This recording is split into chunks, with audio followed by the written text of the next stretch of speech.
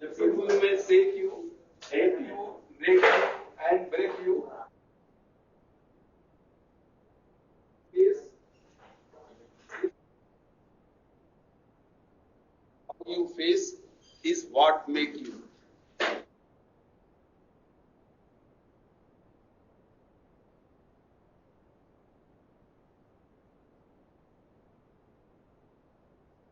Simple है इसका कि जीवन में बहुत से लोग हैं जो आपको हिलाना चाहेंगे, मतलब आपको नीचा दिखाना चाहेंगे, आपसे हेट भी करेंगे, आपको पसंद नहीं करेंगे, वो खराब हो, यानी आपका एक कंपैरेटिव की आप तुलना करेंगे, श्रेणीबद्ध करना कहते हैं। एंड ब्रेक यू मतलब आपके की कोशिश करेंगे।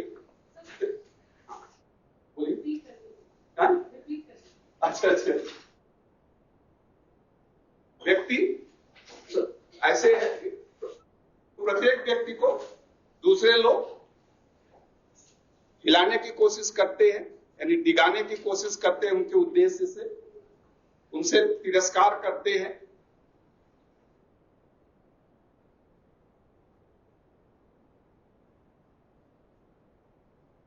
तोड़ने की कोशिश करते हैं।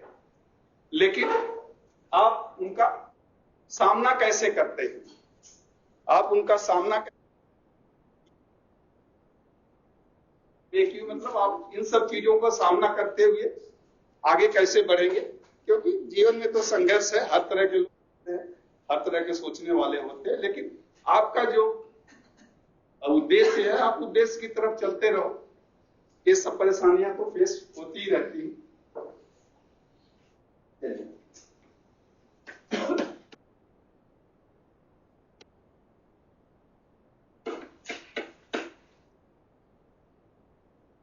डिस्कस किया था teaching add, different type of teaching add, audio visual add, projected, non projected, 3 dimensional chart, maps and graph, different types के मॉडल्स क्या होते हैं। तो ठीक है, अब इतना तो कोई बनाता नहीं है, नहीं तो पहले हम लोग जब बनाते थे या फिर पेनी से बनवाते थे तो इस समय इन सब की ज्यादा जरूरत पड़ती थी। समय के साथ बदल गया, बट फिर भी एक जो क्लासिफिकेशन है, नाम है, वो पता होना चाहिए कि एग्जाम में भी कभी 3 डायमेंशनल एड क्या होता है।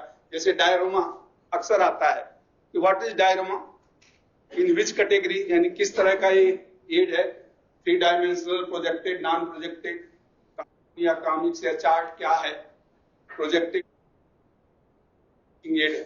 तो ये सब एग्जाम में भी आता है, और खैर इसलिए मैंने सब नाम आपको बता दिया।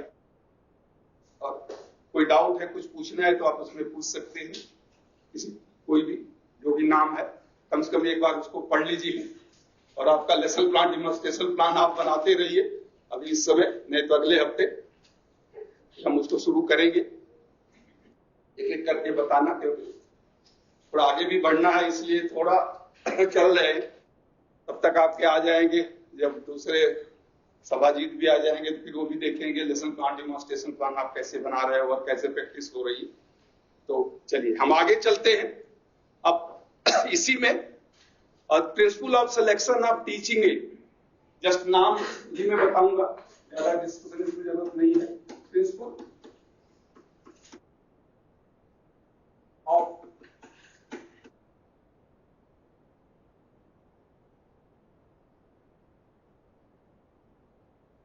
Of selection of teaching add,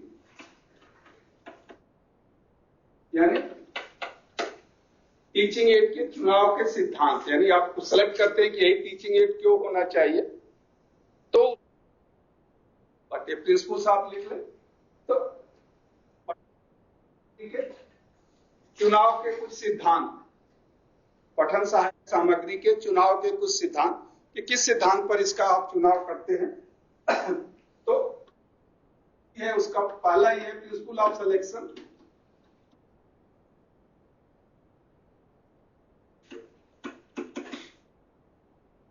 principle of selection. दूसरा है principle of response,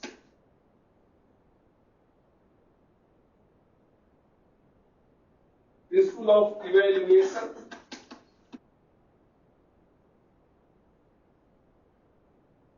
principle of preparation,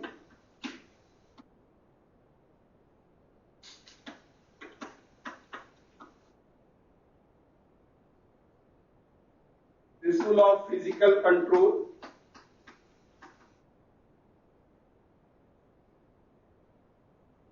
and principle of presentation.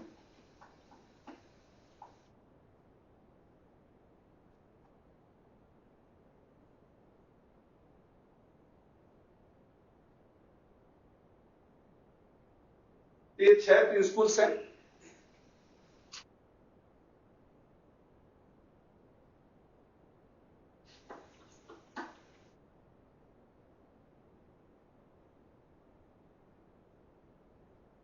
Principle of selection यानी चुनाव, प्रिंसिपल ऑफ रिस्पांस यानी जवाब देने का तरीका, यानी कैसा उसका अनुक्रिया, इसको हम रिस्पांस को अनुक्रिया कहते हैं। ये रिएक्शन नहीं है, रिस्पांस है।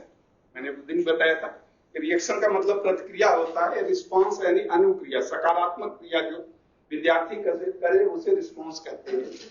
तो चुनाव का सिद्धांत, मूल्यांकन का सिद्धांत, इवैल्यूएशन, मूल्यांकन का सिद्धांत, प्रिपरेशन यानी तैयारी का सिद्धांत, फिजिकल कंट्रोल यानी भौतिक नियंत्रण का सिद्धांत, फिजिकल कंट्रोल भौतिक नियंत्रण का सिद्धांत,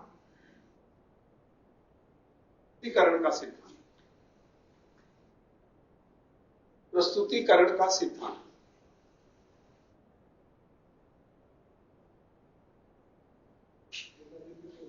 एक बात बता दूं, चुनाव का सिद्धांत, क्रिया का सिद्धांत, मूल्यांकन का सिद्धांत, मूल्यांकन का सिद्धांत,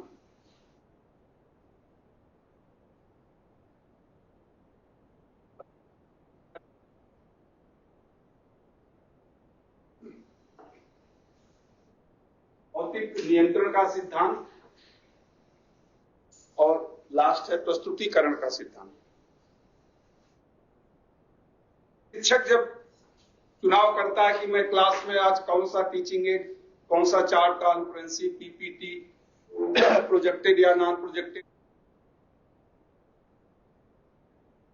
उससे संबंधित है कि जो सिलेक्शन है क्या आप देगा। जैसे वर्नियर कैलिपर्स बताना तो ठीक है, वर्नियर कैलिपर्स ही लेके आ जाओ, दिखा के आप बता दो उसको सामने क्या क्या होता है, वो भी एक तरह का, वो तो, या फिर वो डायरेक्ट एक्सपीरियंस भी उसे कहते हैं।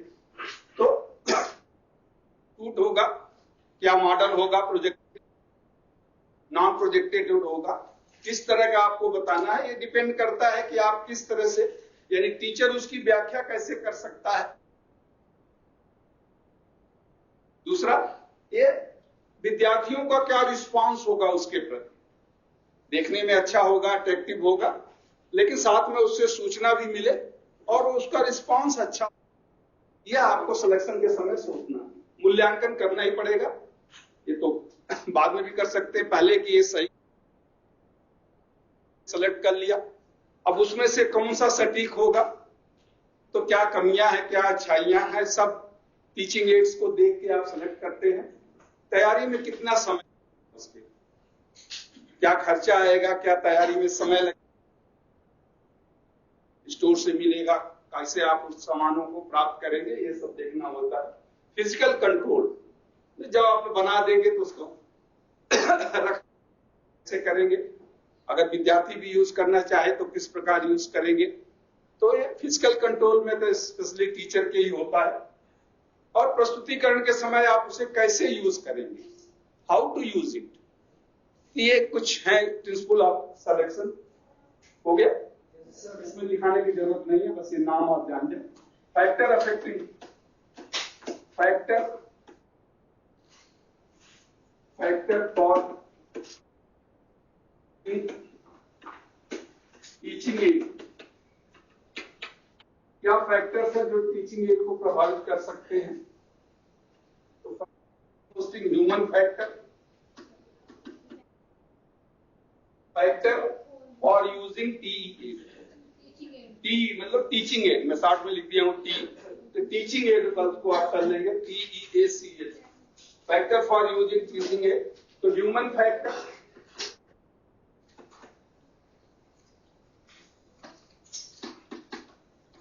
Reasonable cost,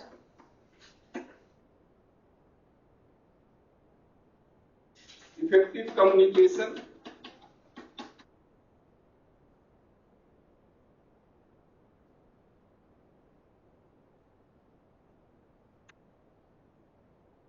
reasonable cost, effective communication,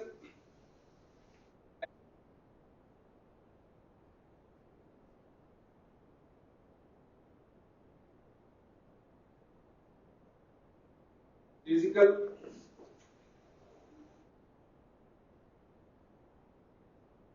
space,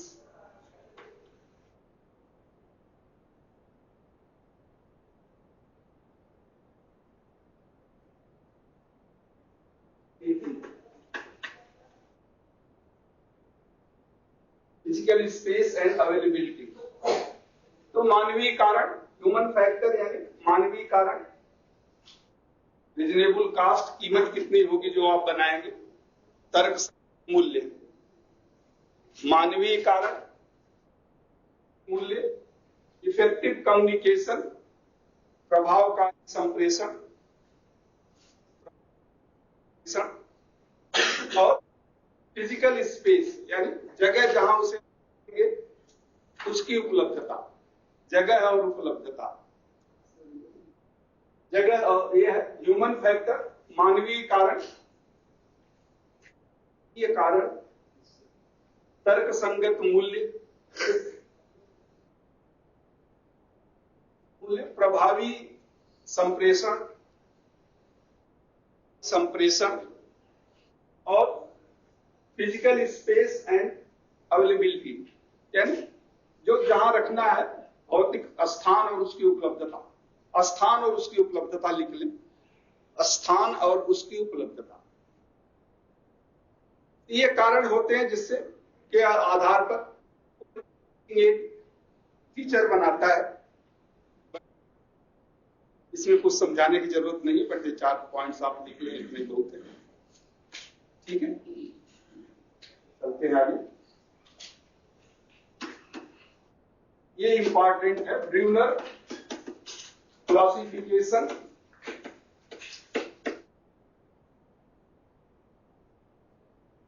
Brunner classification of teaching media. Media केवल लिखा आपको मिलेगा। तो टीचिंग मीडिया, जैसे मैंने शुरू में बताया था, टीचिंग मीडिया और टीचिंग एड सब एक ही चीज है। तो ब्रूनर्स नाम है BRUNER, ऐसा अपॉस्ट्रोफी एस कर दें, Brunner's classification of teaching media. तो ब्रूनर्स नाम है। तो ब्रूनर्स का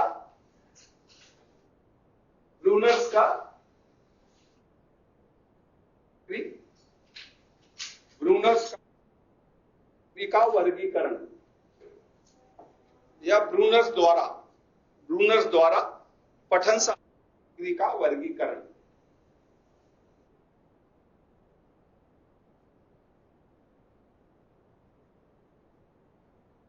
टूनर्स द्वारा पठन सहायक सामग्री का वर्गीकरण। ठीक है, तो इसमें according to the teaching process, जो पढ़ाने की प्रक्रिया है कि किस तरह से आप पढ़ाते हैं, टीचिंग प्रोसेस,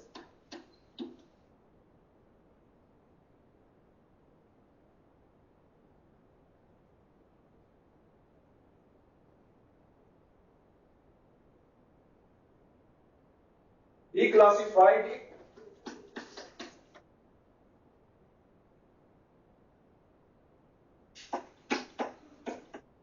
in 3 categories.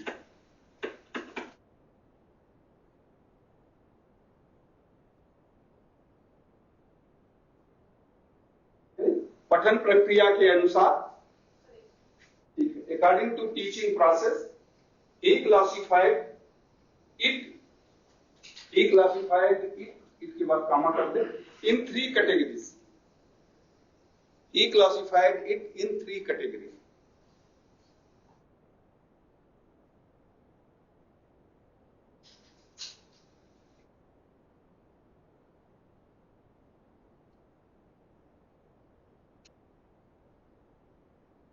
क्रिया के अनुसार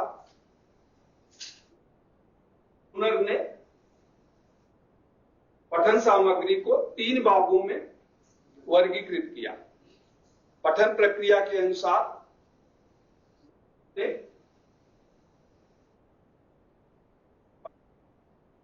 को 3 भागों में क्लासिफाइड किया। तो उसने 3 भाग में, तो पहला उसमें है डायरेक्ट एक्सपीरियंस,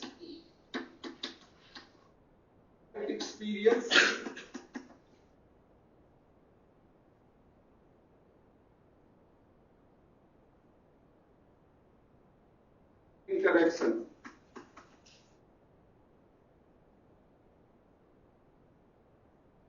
डायरेक्ट एक्सपीरियंसेस यानी एक्शन एंड इंटरेक्शन,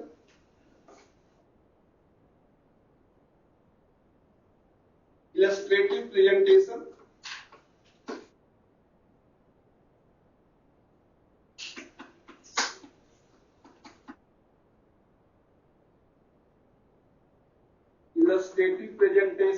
इसे हम कहते हैं आइकोनिक,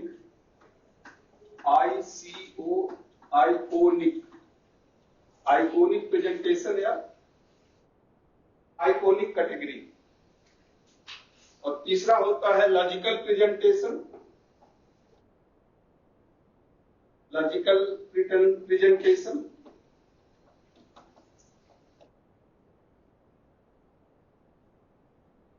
इसे कहते हैं सिंबॉलिक कैटेगरी। ये 3 कैटेगरी है, direct experience, illustrative presentation, logical presentation, या सिंपल नाम करते हैं direct action, symbolic. Direct action, iconic and symbolic, तो ये 3 उसकी कैटेगरी में उन्होंने विभाजित किया। डायरेक्ट एक्सपीरियंस यानी सीधा अनुभव या अनुभव के आधार पर, या सीधा अनुभव यानी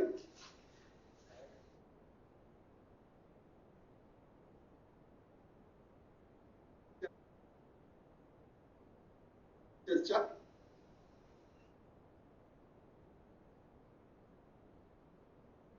दूसरा होता है इलस्ट्रेटिव, का मतलब कुछ दृष्टांत देके, उदाहरण देके, कुछ दृष्टांत का, इलस्ट्रेटिव का मतलब है दृष्टांत या उदाहरण के द्वारा प्रस्तुतिकरण। दूसरा उदाहरण के द्वारा प्रस्तुतिकरण, दृष्टांत देना, कोई उदाहरण देना, उदाहरण या किसी माध्यम से प्रस्तुतिकरण, उदाहरण के द्वारा प्रस्तुतिकरण, जिसे आइकोनिक कहते हैं। ये नाम ही आइकोनिक है। आइकोनिक का मतलब होता है दृष्टांत या इलस्ट्रेटिव, दोनों सेम ही है। तीसरा है लॉजिकल यानी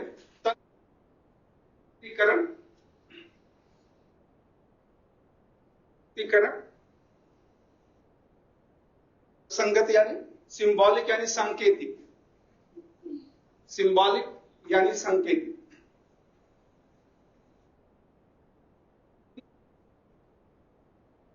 एक्सपीरियंस देके, तो मैंने प्रिंसिपल ऑफ टीचिंग में आपको एक चीज बताया था, simple to complex, known to unknown, real to imaginary, तो उसी में एक था, मिटा दें इसको, कंक्रीट टू एब्स्ट्रैक्ट।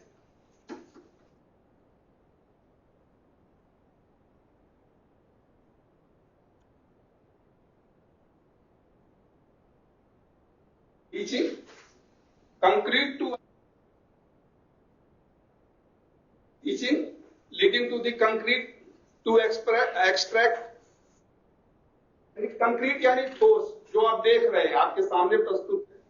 एब्स्ट्रैक्ट का मतलब आसी, सार, संक्षेप, यानी कुछ बता के आप बताते हैं कि ये ऐसा होगा, या कोई फोटोग्राफ दिखा के, कोई पीपीटी दिखा बताते हैं। हाँ? भी होती है, आभासी उसको बोलते हैं वर्चुअल। तो एक ब्रूनर्स ने कहा कि कंक्रीट टू एब्स्ट्रैक्ट का ये मॉडल है। तो पहला जो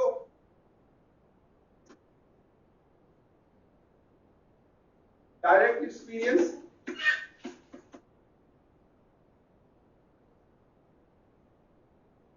जहां tools, equipment,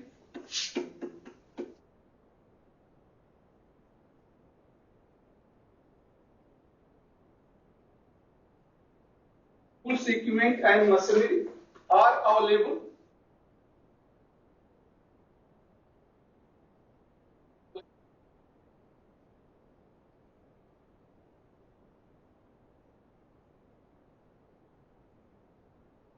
teaching and learning practice, for teaching and learning।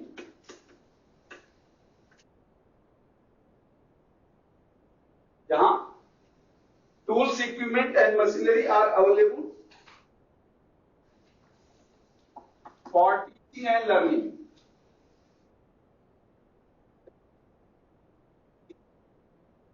उपकरण, औजार और मशीन पढ़ाने और सीखने के लिए उपलब्ध है। जहां उपकरण, औजार और मशीन पढ़ाने उपलब्ध है।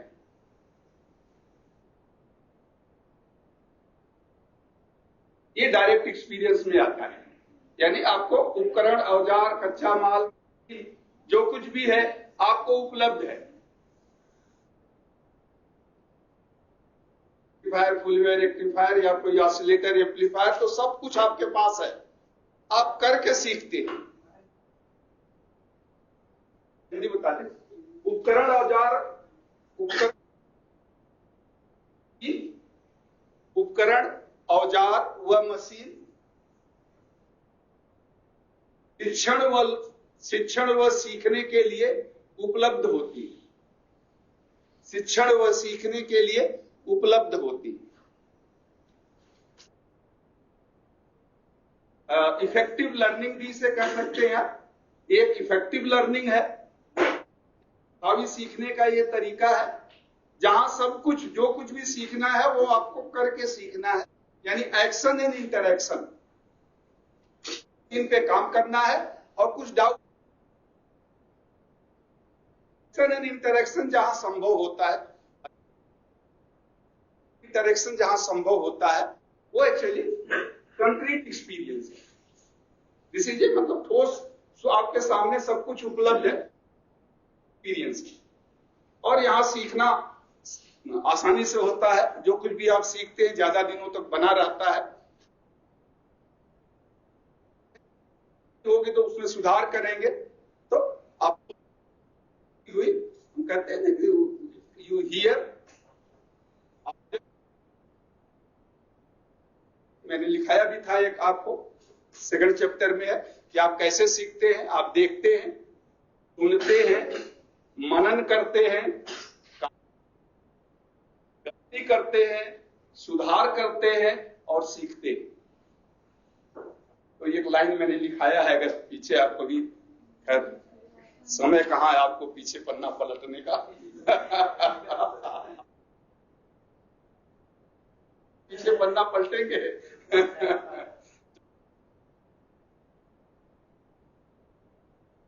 इसलिए कोई भी काम करें आप, तो देखेंगे, सुनेंगे, ये तो ज्ञानेंद्रियों से सूचनाएं हम प्राप्त करते हैं। उसके बाद होगा इसका, या कैसे भी करना है, या किसी को गाली भी देना है तब भी आप सोचो अच्छा आने दो उसको, ऐसे बोल दूंगा कि यार ऐसे बोलना है उसको। तो मनन करेंगे और फिर करेंगे, गलतियां भी होंगी तो आप सोचेंगे यार कहां गलती होगी, उसको सुधार कर लो, सुधार करेंगे तो आप सीख जाएंगे। तो ये जो प्रोसेस होता है इसे कहते हैं कंक्रीट एक्सपीरियंस। और इस प्रोसेस में आपको मशीन, टूल्स, इक्विपमेंट्स जो कुछ भी चाहिए वो आपको उपलब्ध। दूसरा होता है जहां मशीनें उपलब्ध ना हो, जैसे आजकल सीएनसी मशीन फिटर या वेल्डर या टर्नर, वेल्डर नहीं फिटर और टर्नर में सीएनसी मशीन है, अब महंगी मशीन है, जरूरी नहीं कि सीएनसी मशीन तो उसका सिमुलेटर्स हो या उसका कोई मॉकअप हो, कोई डायग्रामा हो, उसके द्वारा तो एक्चुअल एक्सपीरियंस तो वो नहीं हुआ, बट उससे कुछ न कुछ एक दृष्टांत हो गया, एक उदाहरण हो गया उसका। ये दूसरा हुआ जिसे हम कहते हैं इलस्ट्रेटिव या आइकॉनिक।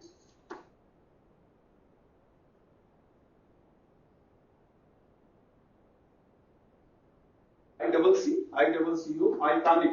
आइकॉनिक मीन्स जहां मॉडल सिमुलेटर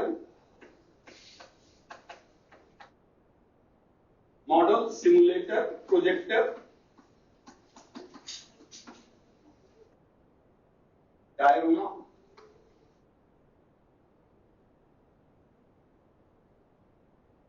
ETC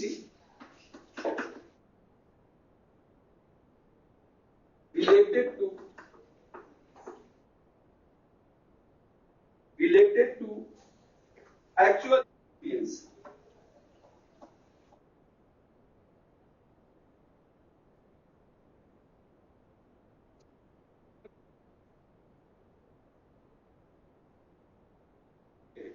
इसके माध्यम से कोई मॉडल हो, सिमुलेटर हो, प्रोजेक्टर्स हो, डायग्रामा हो,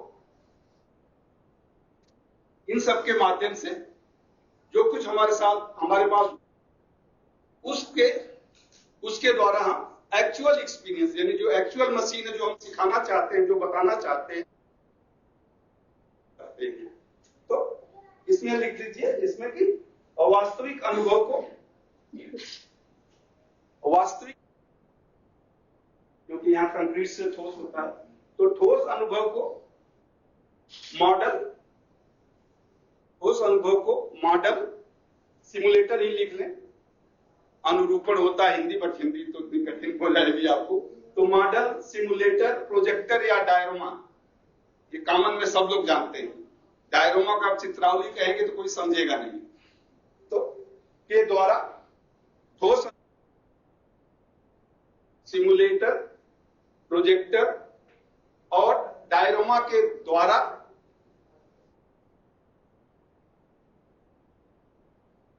उदाहरण के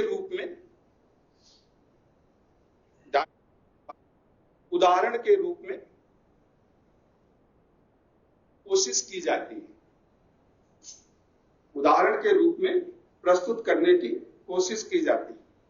क्या आप नहीं लिख पाए? फिर से हिंदी वाला आप लिख लें। ठोस अनुभव को मॉडल, सिमुलेटर,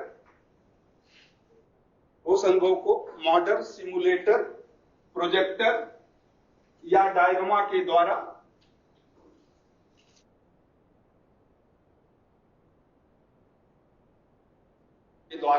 उदाहरण के रूप में प्रस्तुत किया जाता है। उदाहरण के रूप में प्रस्तुत किया। अब इसके द्वारा आप समझाने की कोशिश करते हैं कि भाई सिमुलेटर्स या फिर सीएनसी मशीन कैसे, या जैसे पीएलसी हो गया, या कोई ऐसे भी इक्विपमेंट्स बहुत हैं जो अवेलेबल नहीं होते हैं, तो उसका हम मॉडल बना लेते हैं। सिमुलेटर्स या आजकल यूट्यूब पर या आपको नेट पे भी उसका सिमुलेशंस मिल जाता है, तो उसके द्वारा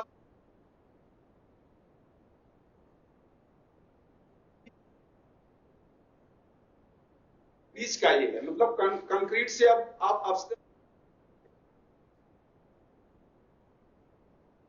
तब आप क्या करेंगे, डायग्राम बना के, कोई चार्ट, कोई क्रम या कोई फिगर बना के, या कुछ नहीं है तो लॉजिकली आप समझाने की जब कोशिश करते हैं, तर्क संगत तरीके से वर्बली जब आप व्याख्या करते हैं, ओरल प्रेजेंटेशन, तो उसे कहते हैं सिंबॉलिक रिप्रेजेंटेशन। तीसरा जो आपका है symbolic.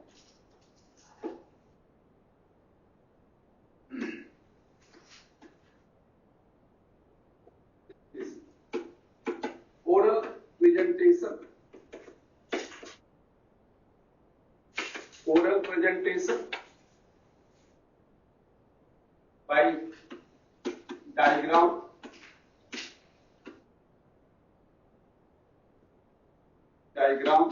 photo and sketch. Sketch is used to relate real experience.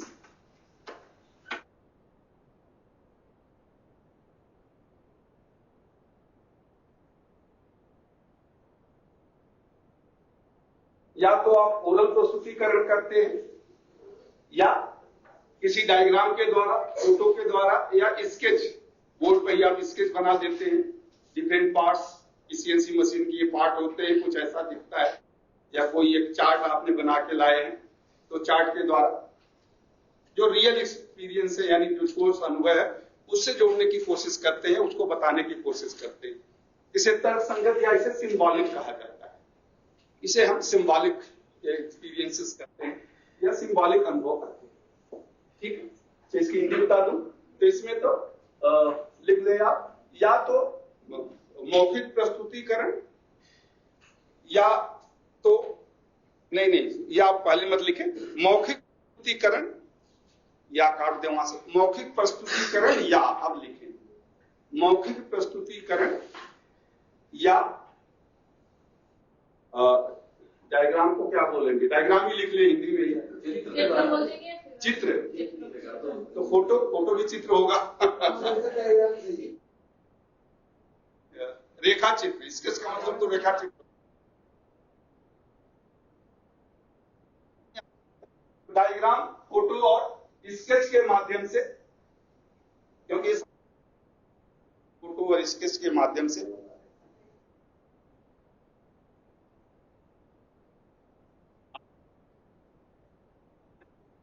या स्केच के माध्यम से ठोस अनुभव से जोड़ने की कोशिश करना, ठोस अनुभव या वास्तविक अनुभव से जोड़ने की कोशिश करना, यानी जो सीएनसी मशीन है उससे जोड़ने की कोशिश करना। ये है एब्स्ट्रैक्ट, ठीक है, उसका आप बता रहे हैं कैसा हो सकता है एब्स्ट्रैक्ट। तो जनरली हम जो हमारी टीचिंग होती है, होना तो यही चाहिए, बट ठीक है, जैसे अब यहाँ वर्बली आपको बताते हैं, तो एक तरह से व्यवसायिक प्रशिक्षण में हमेशा हमें कंक्रीट टू एब्स्ट्रैक्ट की तरफ जाना होता है, यानी उपकरण औजार से काम करें और फिर उसका विवरण बताएं। ठीक है, तो ये सिंबॉलिक, ये 3 तरह के प्रेजेंटेशन होते हैं।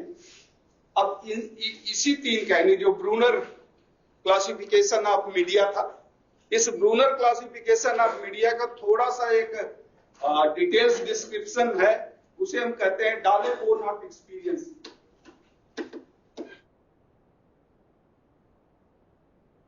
डालेकोन ऑफ एक्सपीरियंस,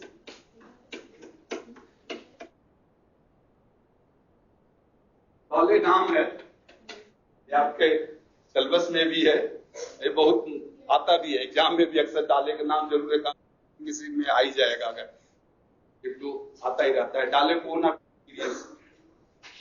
तो इसमें एक कोन है, जैसा कि बताया है, डाले कोन, एक को त्रिशंकु, डाले त्रिशंकु, डाले का अनुभव का त्रिशंकु, डाले कोन ऑफ एक्सपीरियंस, डाले का। तो जो मैंने आपको ब्रूनर्स का मटिया बताया 3, वो एग्जैक्टली 3 वही सेम है, बट इसमें उसको एक्सपेंड कर दिया है। की तरफ हम जाते हैं, बट इसमें थोड़ा सा इसको एक्सपेंड कर 4 कैटेगरी लिया है। तो फर्स्ट है डायरेक्ट एक्सपीरियंस, तो ये है direct experience.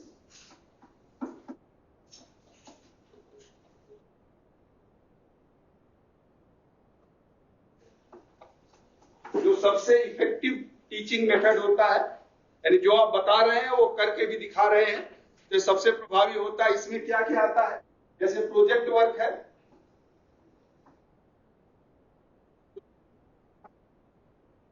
Project work, individual doing,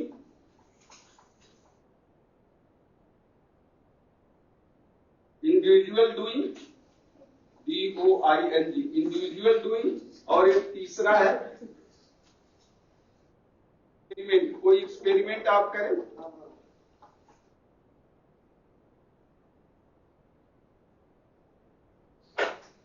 तो ये 3 को हम डायरेक्ट एक्सपीरियंस कैटेगरी में रखते हैं। And it is the most effective part of teaching and learning. Effective part of the teaching and learning ये एरिया जो होता है मोस्ट इफेक्टिव।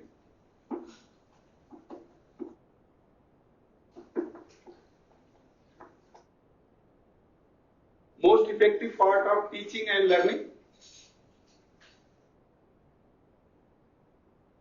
आपको अपने एक पेज में पूरा एक कोन बनाना पड़ेगा, और उसमें ये 4 भाग में उस कोन को बांट लेंगे, और उस चारों में बोर्ड में मैं एक एक अलग अलग बताऊंगा, और चारों को आप एक साथ अटैच कर देंगे, अलग अलग बना के एक साथ अटैच कर लेंगे तो वो हो जाएगा। तो पहला तो आपका 3 है इसमें, यानी डायरेक्ट एक्सपीरियंस। हाँ, मतलब 4 में होगा, बट जैसे अभी मैं बता रहा हूं आपको, ये नीचे से चलेगा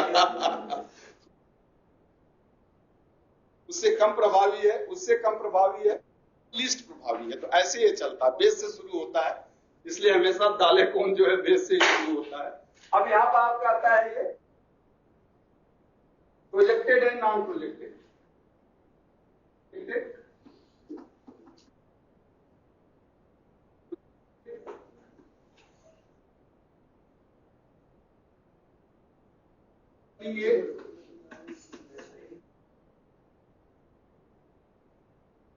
ये पोर्शन है प्रोजेक्टेड, और ये है नॉन प्रोजेक्टेड।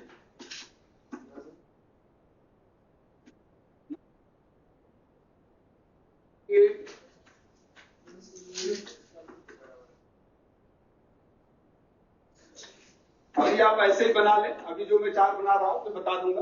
प्रोजेक्टेड, और ये है वर्बल, ये प्रोजेक्टेड, ये नॉन प्रोजेक्टेड, और ये है ओरल लर्निंग। ये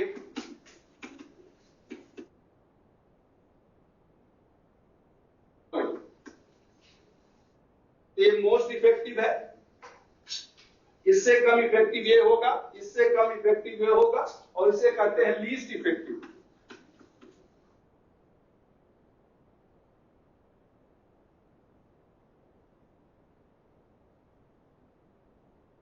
लीस्ट इफेक्टिव, हाँ, ये इतना तो आप बना ले। अब प्रोजेक्टेड में आप यहाँ आपको 4-5 लिखना होगा, नॉन प्रोजेक्टेड में 4-5 लिखना होगा। पहले 4 आप बना लें, फिर अलग, ये तो ठीक है।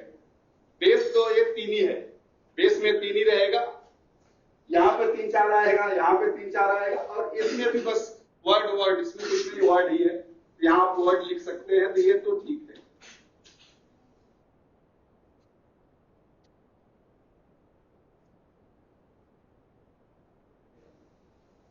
तो ये इसे कहते हैं एक्सपीरियंस। तो डाले ने कहा कि जहां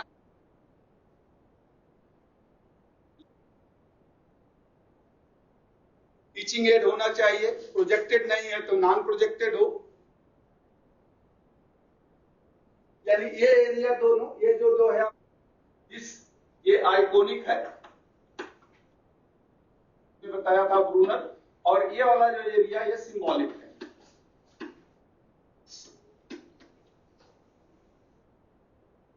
और सिंबॉलिक, ये डायरेक्ट स्पीच, हाँ ओरल यानी मौखिक जो बताया जाता है, शब्दों में जो आप व्याख्या करते हैं, जो एक्सप्लेन कर,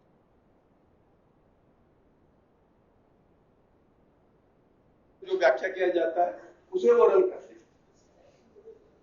हो गया? तो ये जो पहले का ब्रूनर था उसी को थोड़ा सा एक्सपेंड कर दिया। ब्रूनर 3 था और दाले में 4 हो गया, और कुछ नहीं है, बट तरीका वही है, मीनिंग भी वही है, सेंस भी वही है कि जो कुछ भी आप करके सीखते हैं वो अच्छी तरह सीख जाते हैं। अगर संभव नहीं है तो एक उदाहरण के द्वारा या किसी मॉडल मॉकअप या वर्किंग मीडिया के द्वारा उसको सीखें, और जब कुछ भी संभव फोटो और लॉजिकली कोई स्केच बना के बताते हैं जो क्लास में बताया जाता है होता है।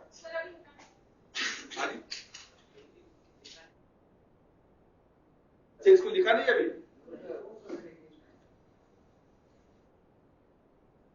चलो लिख लो आप। इसको लिखाने की जरूरत नहीं, मैंने बता दिया, इतना तो आपको याद रहेगा, लिख सकते हैं। सेकंड वाले में 4 है, इसमें भी 4 है। जो मैंने आपको प्रोजेक्टेड डेट बताया उसमें आ जाएगा, नॉन प्रोजेक्टेड डेट इसमें आ जाएगा, और लास्ट वाला वर्ड है। हो गया? इसको मैं मिटा देता हूं। अब मैं आता हूं, जब प्रोजेक्टेड डेट में लिखेंगे, यानी जो प्रोजेक्टेड डेट है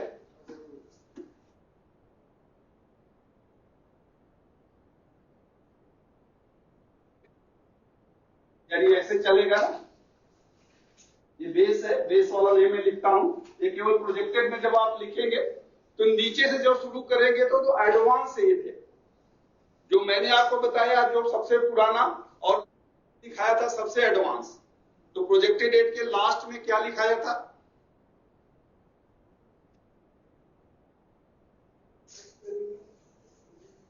ना आया है ना आपको, प्रोजेक्टेड डेट है, नॉन प्रोजेक्टेड डेट।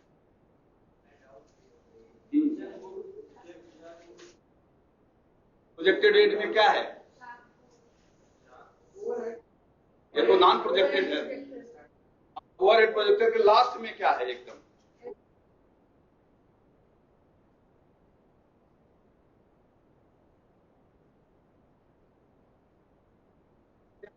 बोर्ड यानी एलसीडी जो भी है, एलसीडी प्रोजेक्टर और इंटरएक्टिव यानी जो रिसेंट है,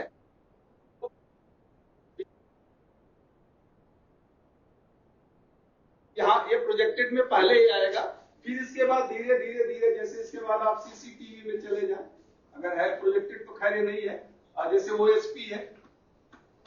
ओएसपी है, इसके बाद स्लाइड प्रोजेक्टर है, फिल्म स्ट्रिप प्रोजेक्टर है, ओपेक्यू मैंने बताया था आपको, तो ओपेक्यू प्रोजेक्टर हो जाएगा या स्ट्रिप प्रोजेक्टर। तो इस तरह से आप लिखें, यानी जो सबसे पुराना वो सबसे ऊपर जाएगा। ये यहां से शुरू होता है सबसे कंप्लीट, यानी जो सबसे प्रभावी है आज के हिसाब से, जो सबसे प्रभावी है प्रोजेक्ट वर्क है।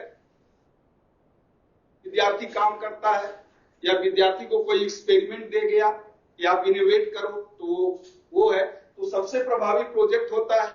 उसके बाद खुद का काम होता है, उसके बाद एक्सपीरियंस होता है, और जब प्रोजेक्टेड में आएंगे तो एलसीडी प्रोजेक्टर से या इंटरएक्टिव बोर्ड या आप कह सकते हैं वर्चुअल क्लासरूम, वे सब इसमें आ जाते हैं। तो हाँ, नीचे रहेगा, और जो सबसे कम प्रभावी है सबसे ऊपर रहेगा। ठीक है ना? इसीलिए मैं इसको बता रहा हूं, नहीं तो मैं कह सकता था कि वही आप लिखो। जैसे स्ट्रिप फिल्म है, अब यूज ही नहीं होता है, पुराना है, या मोशन फिल्म आप कह लें, तो ये सब जो है एकदम लास्ट में आएगा। ये प्रोजेक्टेड है, ठीक है, हो गया, हो जाएगा। स्ट्रिप फिल्म प्रोजेक्टर, अच्छा स्ट्रिप है, चिप है, इसको लूप कर दे या डबल लूप फिल्म प्रोजेक्टर, ये सब यूज नहीं होता है। ये ऊपर वाले हैं, ये प्रोजेक्टेड है। इसी तरह से मिटा दो इसको। इसी तरह से आप तीसरा जो है नॉन प्रोजेक्टेड,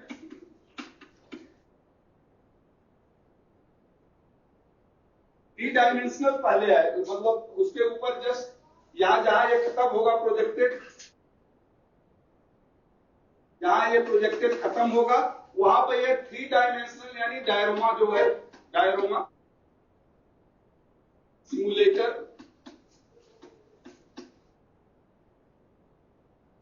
मॉडल, मॉकअप, फिर इसके बाद आपका जो मॉडल मॉकअप के बाद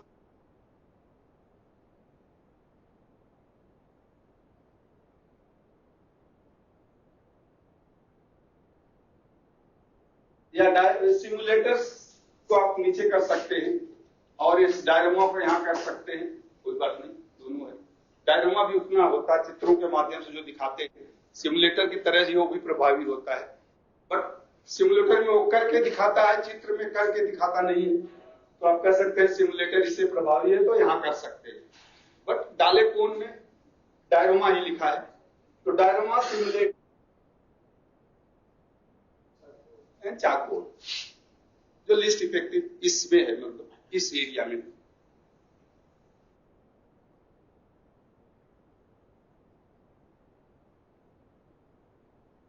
और फिर चौथा तो है ही ओरल, वर्ड यानी शब्दों के माध्यम से, तो उसमें बस वर्ड ही लिखना है, वो मैंने लिख ही दिया था, चौथा जो आपका वर्ड था। ये आपका पूरा बनेगा।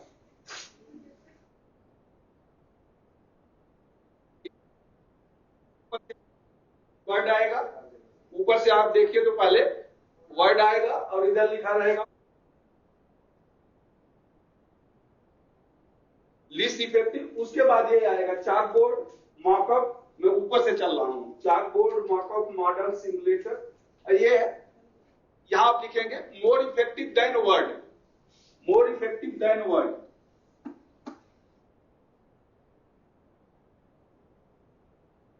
मोर effective than word.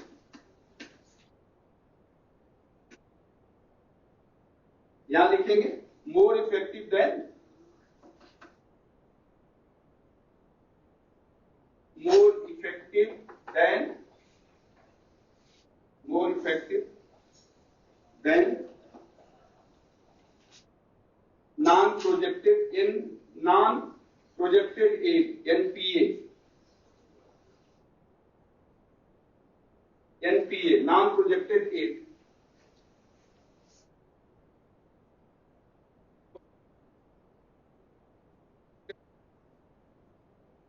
Direct experience most effective. तो ऊपर से आपका अगर चलेगा तो चार्ट, मॉकअप, मॉडल, सिमुलेटर, डायरोमा, और फिर इसके बाद नॉन प्रोजेक्टेड मैंने अभी लिखाया है ऊपर, लूप फिल्म, स्ट्रिप फिल्म, और उसके पास क्या था, लूप फिल्म था, स्ट्रिप फिल्म था, और स्लाइड, हाँ स्लाइड प्रोजेक्टर्स है, और इंटरैक्टिव बोर्ड, ओएसपी और इंटरैक्टिव बोर्ड, और फिर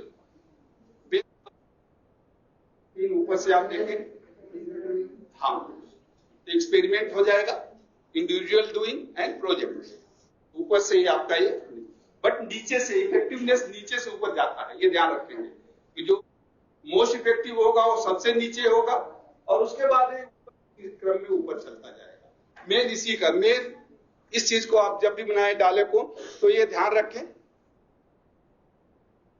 ये एग्जाम में भी आएगा, जैसे कि ये होगा 3-4 दिया रहेगा इसमें से, प्रोजेक्टेड एड में, जैसे प्रोजेक्टेड एड मॉकअप है, मॉडल है, चार्ट बोर्ड है, सिमुलेटर है, इसमें ज्यादा इफेक्टिव कौन है,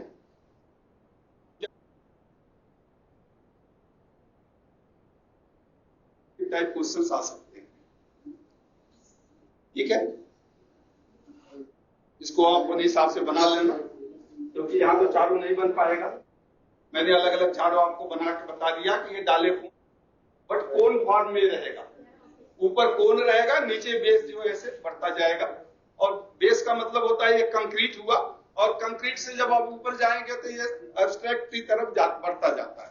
लास्ट वाला और बेस जो है कंक्रीट है, और बीच वाला दोनों का मीडियम यानी आइकॉनिक है। एक सिंबॉलिक, बीच में आइकॉनिक, और लास्ट में डायरेक्ट एक्सपीरियंस। ठीक है, मिटा दे। डिजाइन जैसे विजुअल डिजाइन या फोटो या चार्ट पे बनाना है आपको,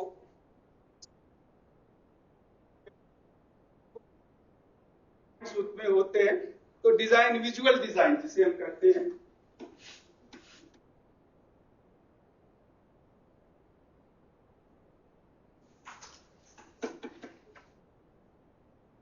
डिजाइन, विजुअल डिजाइन में अभी तो आप करते नहीं है, बनाते भी नहीं है, इसलिए जो मेन इनके पॉइंट्स है केवल वो आप लिख दें। डोमिनेंस, बनाते समय किस चीजों पर ध्यान रखना चाहिए? डोमिनेंस, सिंपलिसिटी,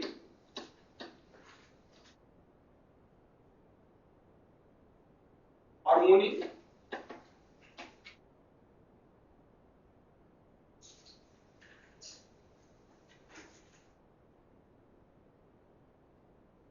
पैटर्न,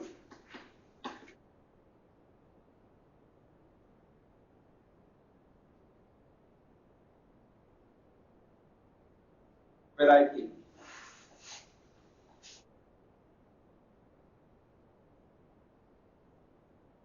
कोई भी चार्ट बनाना हो आपको, या जैसे आप देखिए जो चार्ट बने हुए लगे हुए हैं, या कुछ यहां पर आपको बनाना है बोर्ड पे, तो इन सब चीजों को इतना ध्यान नहीं रखा जा सकता। बट जब आप या कोई कार्टून बना रहे हो, या कोई डिस्प्ले बोर्ड बना रहे होंगे, या कोई कटआउट बना रहे होंगे, तो वहां के लिए ये डोमिनेंस यानी प्रभावी, दो तीन आइडिया होती, उसमें कौन सा प्रभावी आइडिया है, उसका कौन सा है, उसको दिखाना होगा। एक प्रभावी है, जैसे यहां देखिए दो बच्चे हैं, एक को छोटा एक को बड़ा दिखाया है, तो डोमिनेंस का यानी बड़ा बच्चा जो दिखाया है तो वो डोमिनेंस है, जो खेल रहा है बट वो बड़ा है, वो छोटा है, इसे कहते हैं सिंप्लिसिटी, सरलता। कॉम्प्लेक्स, सरल तरीके से जैसे यहां बने हैं, देखते ही समझ में आ जाए कि किस लिए सरलता कहते हैं। हार्मोनी, समरूपता, एक दूसरे से जुड़े हुए, जैसे दोनों बच्चों का मुंह एक तरफ है, तो लाइक फुटबॉल के लिए दोनों ट्राई कर रहे हैं, तो उसे देख के ही पता चल जाता है। तो एक समरूपता उसमें हो, हार्मोनी हो। पैटर्न यानी एक, जिसे कहते हैं एक निश्चित प्रारूप में उसे बनाएं। पैटर्न यानी प्रारूप, जैसे उसमें समय प्रबंधन में जो प्रारूप दिखाया गया है उसे पैटर्न कहते हैं। आगे वाले चार्ट में वो प्रारूप है, उसमें समय प्रबंधन में अलग अलग प्रारूप, अलग अलग कलर उसमें यूज किया गया है। बैलेंस यानी संतुलित हो, जितना जरूरत है उतना ही बनाएं।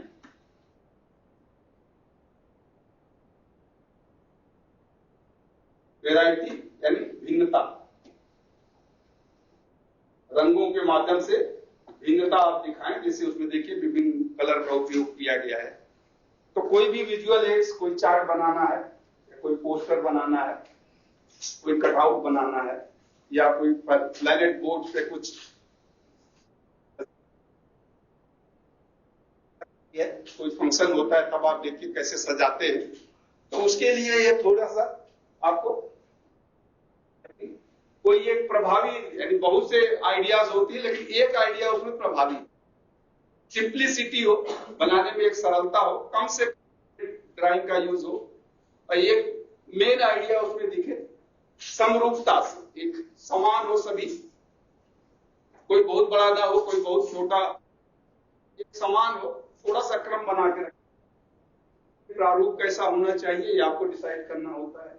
संतुलित हो, एक संतुलन बना के रखें, और भिन्नता होने से थोड़ा अलग अलग कलर यूज करते हैं तो उसे भिन्नता करते हैं।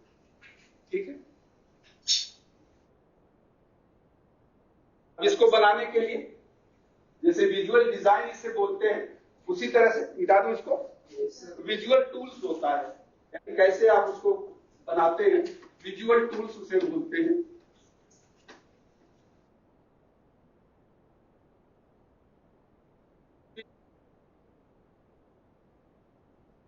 जो जगह है, इतना बड़ा चार्ट है तो कितना बीच में या ऊपर कितनी जगह खाली छोड़ना है, स्पेस। दूसरा है shape and size,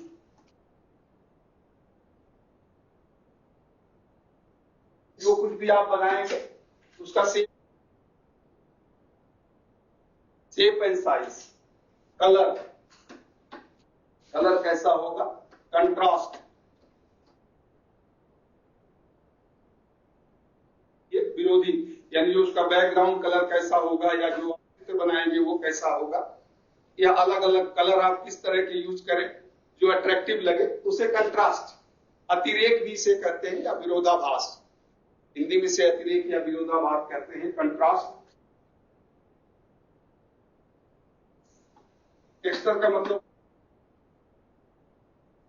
layout and lettering.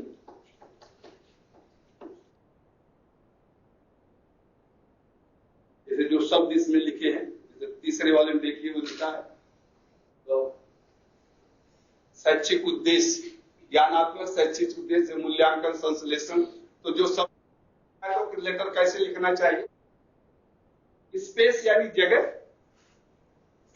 Space का मतलब कितनी जगह छोड़ना होता है चार्ट में जगह। शेप एंड साइज, आकार और प्रकार जिसे कहते हैं।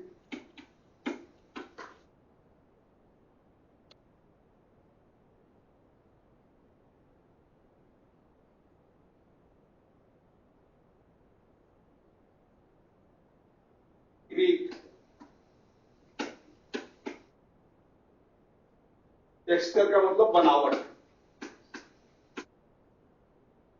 इस तरह से देखिए वो जो पेंटर्स यूज करते हैं, वर्ड लिखते हैं, वर्ड्स लिखते हैं, तो बनावट कहलाती है टेक्सचर।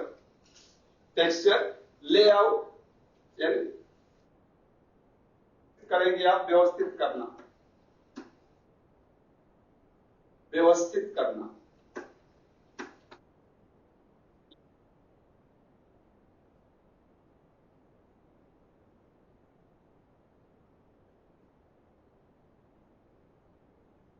पहले जब कहीं जाते थे तो उसे चार्ट ट्रांसपेरेंसी बना दिया जाता था, फिर उसका उपयोग भी होता था। भी एक पूरा एक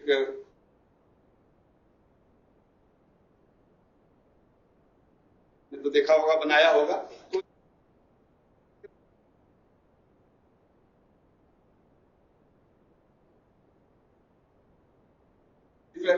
हम क्या करते थे, ट्रांसपेरेंसी जो बनाना होगा उसको फोटो स्टेट मशीन में, क्योंकि उतना बड़ा डायग्राम और उसकी क्लैरिटी भी नहीं आएगी, तो simple black and white photo state machine में ट्रांसपेरेंसी फिगर आ गई। अब उसको पेन से कलर कर दो दिखा दीजिए, और फिर उसको अच्छा भी लगता था तो उसको हम दिखाते थे, और वैसे ही बनाते थे। सभी जो ट्रेनिंग होते थे उनको ही बताते थे आप कैसे बनाओ। तो होती थी यार स्पेस कितना है, शेप कितना, एस एच होगा, सॉरी एच छूट गया यहाँ, कुछ न कुछ छूट ही जाता है।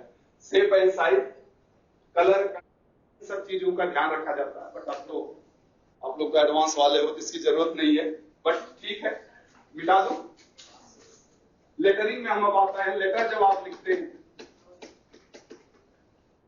लेटरिंग में कुछ चीजों का ध्यान रखना होगा, जैसे साइज ऑफ द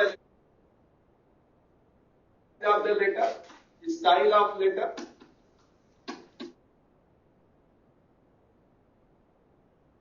स्पेस,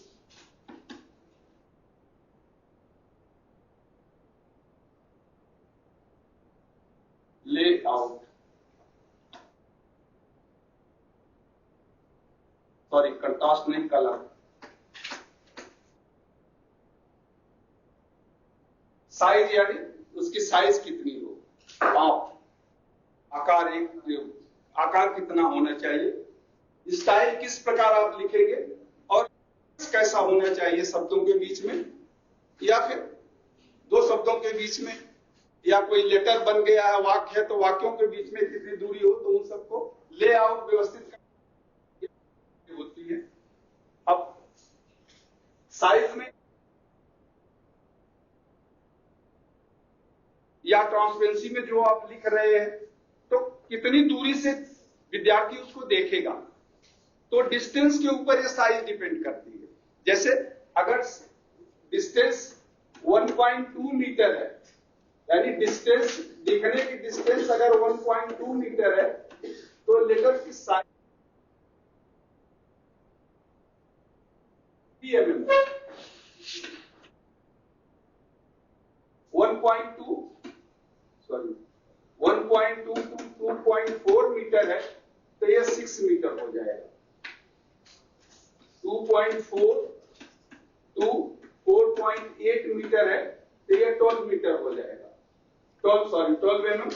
और अगर 4.8 to 10 मीटर, ये 25 mm होगा।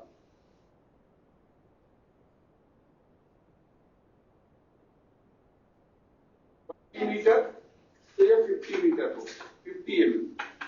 ये फॉर लोअर केस, यानी जो स्मॉल वर्ड लिखते हैं उनके लिए है। अगर और एक नॉर्मल साइज जो होती है उसके लिए है। अगर आप थिकनेस बढ़ा देंगे और कैपिटल लेटर में लिखेंगे, तो ये साइज कम भी हो सकती है। उसका कहीं लिखा नहीं है डिस्क्रिप्शन, नेट पे भी ढूंढा तो वो नहीं मिला कि अगर थाई मतलब ये स्मॉल लेटर हो और बस इतना ही लिखा है। और ये स्टैंडर्ड है कुछ, ये सर्वे ऑफ इंडिया को जो जियोग्राफिकल स्टैंडर्ड्स हैं उसके अनुसार ये है। अगर डिस्टेंस ऑफ व्यूइंग यानी देखने की दूरी, जहां पर आप चार्ट को लगा रहे हैं उससे देखने की दूरी, और ये साइज ऑफ द लेटर और थिकनेस, यानी जो जैसे लिख रहे हैं ये सब नॉर्मल थिकनेस कहा जाता है। तो ये नॉर्मल थिकनेस हो, तो ये है 3 mm, 6 mm, 12 mm, 25 mm, 50 mm। ये थिकनेस अगर ज्यादा होगी तो साइज कम हो जाएगी। कैपिटल लेटर लिखेंगे तब साइज कम हो जाएगी इससे, बट स्मॉल लेटर यानी लोअर कैप के लिए है। हो गया, लिखिए। क्या बात है भाई, बोल ही ले रहे हो आप लोग। चलिए दूसरा है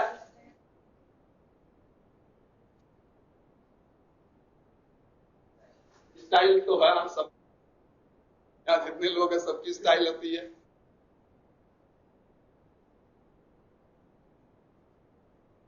लिखने का जो तरीका होता है, गोथिक, रोमन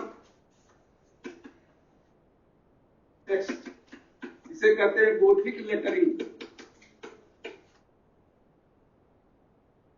ये रोमन लेटरिंग या आजकल कंप्यूटर में टेक्स्ट लेटरिंग।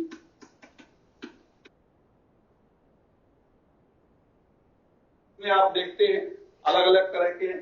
गोथिक का मतलब एक समान, बिल्कुल ऊपर से नीचे तक लाइन का जो थिकनेस गोथिक करते हैं।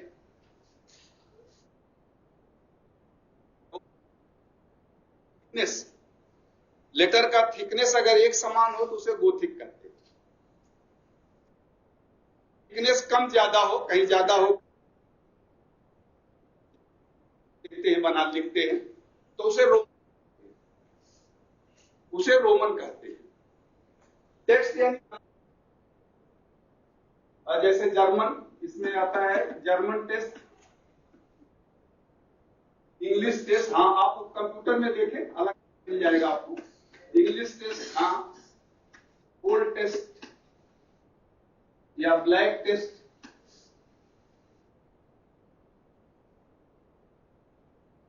स्लाइटेड लिखा हो तो उसे क्या कहेंगे? इटैलिक। ये तो सबको पता है। अगर ये स्लैंटेड यानी तिरछा लिखा हो वर्ड तो उसे हम कहते हैं इटैलिक स्टाइल। तो आपको पता है, इसमें ज्यादा बताने की जरूरत नहीं है, कंप्यूटर्स में सब कुछ अवेलेबल है और use. Lettering, Roman lettering, text lettering. तो टेक्स्ट यानी बनावट अलग अलग, बिल्कुल एक थिकनेस का हो तो उसे गोथिक कहेंगे, अलग अलग थिकनेस का हो तो रोमन कहेंगे, और ये सब इन्हीं का दोनों का मिक्सचर होता है, कहीं थिक कहीं छोटा कहीं बड़ा, कहीं स्मॉल बिग लेटर्स का कॉम्बिनेशन, तो अलग अलग इसको नाम दिया गया है। और ये इटैलिक अगर स्लैंटेड लिखा जाता है तो उसे इटैलिक कहते हैं। ठीक है, चलिए आगे चलते हैं। स्पेसिंग,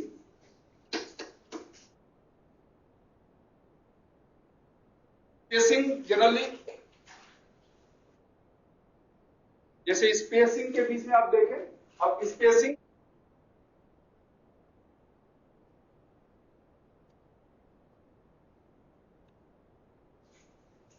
तो ये होगा, और इसके स्पेसिंग और आपके बीच में भी ये स्पेसिंग है। तो स्पेसिंग दो तरह की है, मतलब शब्दों के बीच में स्पेसिंग, और जहां एक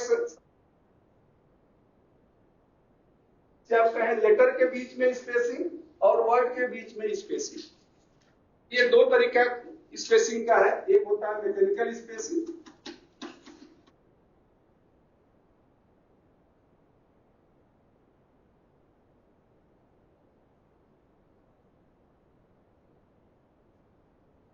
डिजाइनर तो हो भाई, बताओ ये क्या होता है स्पेसिंग?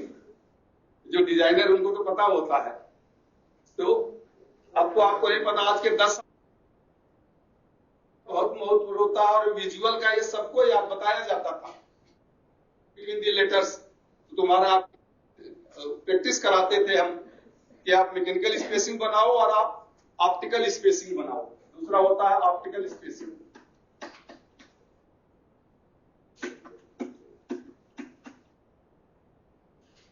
अब तो मेहनत का काम ही खत्म हो गया, चार्ट, ट्रांसपेरेंसी, मॉडल। अब तो आप एक कहते हो लेसन प्लान 2 बना दे,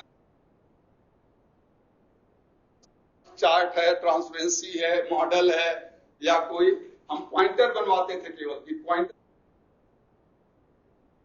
किसी रूम में, अब तो खैर नहीं मिलेगा, नहीं तो जब एग्जाम खत्म हो जाता 25-30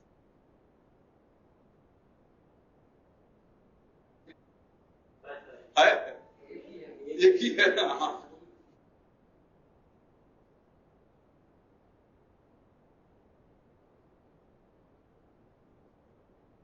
वर्ड्स के बीच में जो स्पेसिंग होती है, अलग अलग तरह की स्पेसिंग होती है जिससे देखने में अच्छा लगे वर्ड्स। मैकेनिकल स्पेसिंग क्या है?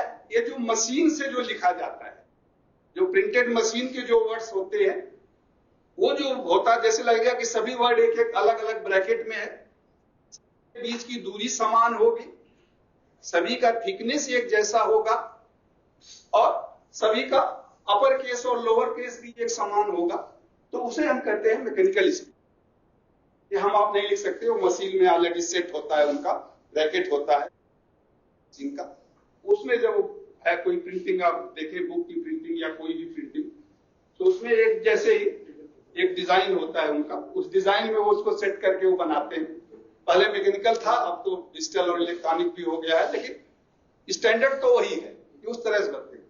दूसरा होता है ऑप्टिकल, इसको जो पेंटर्स यूज करते हैं, आप भी यूज करते हैं, जो आर्टिस्टिक लिखना चाहते हैं, वो कम ज्यादा, कहीं थिकनेस ज्यादा होगी, कहीं स्पेस कम होगा, कहीं ज्यादा होगा, आंखों के लिए अच्छा लगे, ऐसे होते हैं। जैसे आपके कुछ वर्ड्स ऑप्टिकल में यूज किए, जैसे रेगुलर,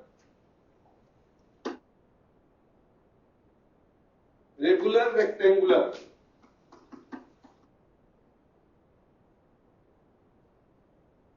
जैसे रेगुलर रेक्टेंगुलर मतलब लगातार एक वर्ग उसमें होते हैं आयताकार के, जैसे EHM, ये वर्ड्स को हम रेगुलर रेक्टेंगुलर वर्ड्स बोलते हैं। EH और M, रेगुलर रेक्टेंगुलर वर्ड। दूसरा होता है सर्कुलर वर्ड,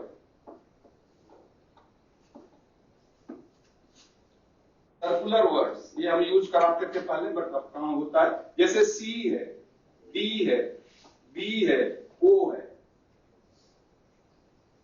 इसको हालांकि ये जैसे वो तो पूरा सर्किल है, लेकिन ये सेमी सर्किल होते हैं, बट इसको हम सर्कुलर वर्ड्स बोलते हैं। ये सर्कुलर वर्ड्स इसको बोला जाता है, सर्कुलर वर्ड्स। के बाद है इररेगुलर वर्ड्स।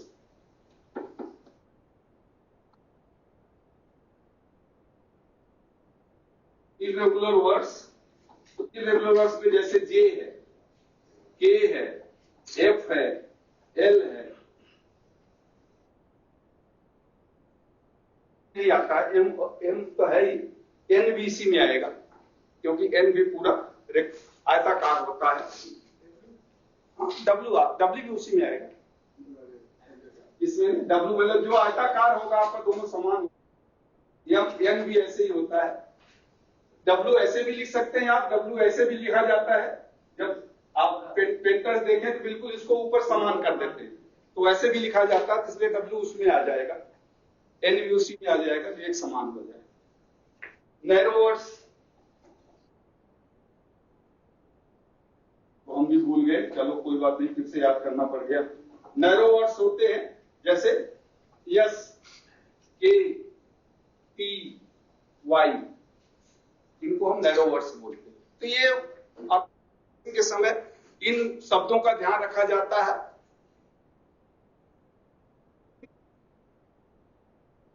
देखने में प्लीजिंग सेंस आए, कि देखने में अच्छा है, अच्छी तरह से लिखा गया है, स्पेसिंग अच्छी है, और इसका कोई डेफिनेट रूल नहीं। ये डिपेंड करता है जो लिखने वाला, उसकी क्रिएटिव थिंकिंग, वो क्या सोचता है और क्या बनाता है, मेन चीज है, और कुछ नहीं। इसमें ये अलग अलग तरह के वर्ड्स होते हैं।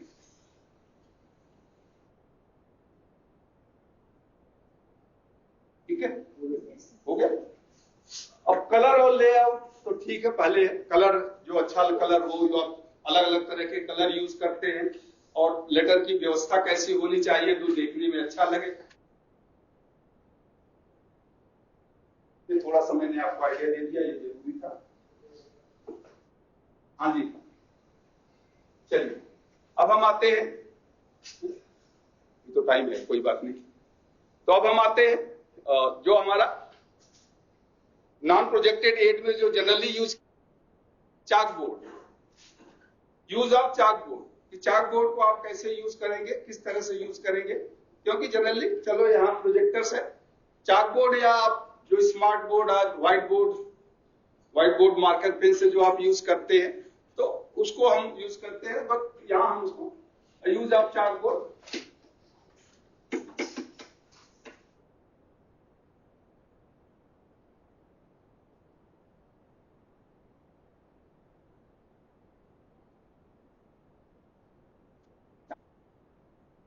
जो आप व्हाइट बोर्ड यूज करते हैं या मार्कर में आ जाते हैं, तो केवल है व्हाइट बोर्ड या मार्कर पेन, और उससे जो भी आप लिखते हैं वो सब इसमें आ जाएंगे। ठीक है, अंदर पहले से चला आ रहा है चाक बोर्ड नाम।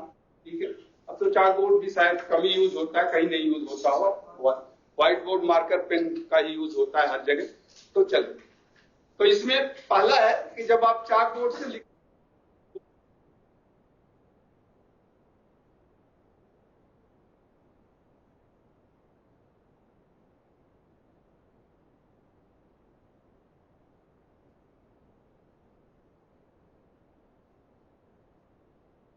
तो चाक को आप कैसे पकड़े, चाक का जैसे यहाँ मार्कर पेन कर लें या ये स्टाइलस जो हमारे हाथ में, तो होता है how to hold the chalk. Chalk board क्या होता है, कैसे बनता है, कैसे फिट होता है, उस पर हम नहीं जाएंगे, बट कैसे हम यूज करेंगे डिस्कस करेंगे यहाँ, कि कैसे एक प्रभावी यूज आप इसको कर सकते हैं। हाउ टू होल्ड द चाक, तो हमेशा जब यूज करें तो थंब एंड फोर फिंगर के बीच में, hold between thumb and four finger.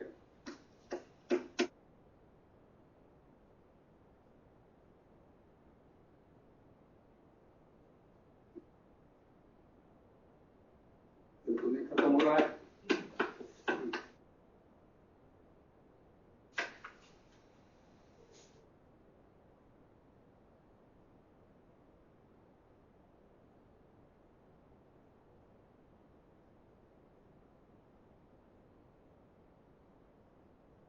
और जो पहली उंगली इनके बीच में आप पकड़े, इसके बीच में पकड़े, और ये चाक मतलब जब मैं चाक लिख रहा, व्हाइट बोर्ड मार्कर पर आप यूज करें तो मार्कर कर लें, यहाँ स्टाइलस यूज करते हैं तो स्टाइलस, तो चाक एंड बोर्ड,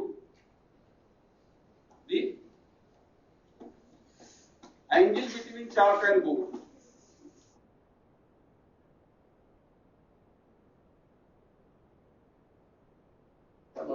में छोड़ दे रहा है, एंगल बिटवीन, देखो वो इसका वो है में छोड़ दे रहा है, देखिए चेंज करो इसको, अपने तो बार बार घुमाना पड़ रहा है। हाँ देखिए अगर ऐसे तो जब भी आप होल्ड करें इसको, चाक को देखिए, ध्यान रखिए, तो ये चाक तो बट नेचुरल सभी लोग होल्ड करते हैं इसके बीच में, कुछ लोग पूरा इसको ऐसे पकड़ते हैं। एंगल 45 डिग्री का रखने की कोशिश करें, angle between the chalk and the board, जब आप लिखते हैं ऐसे तो 45 डिग्री का रखने की कोशिश करें, ठीक है।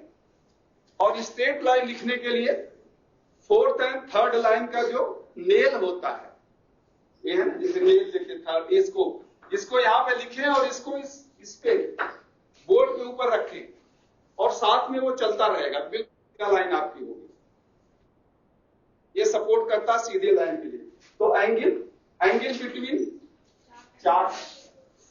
बिटवीन चाक एंड बोर्ड,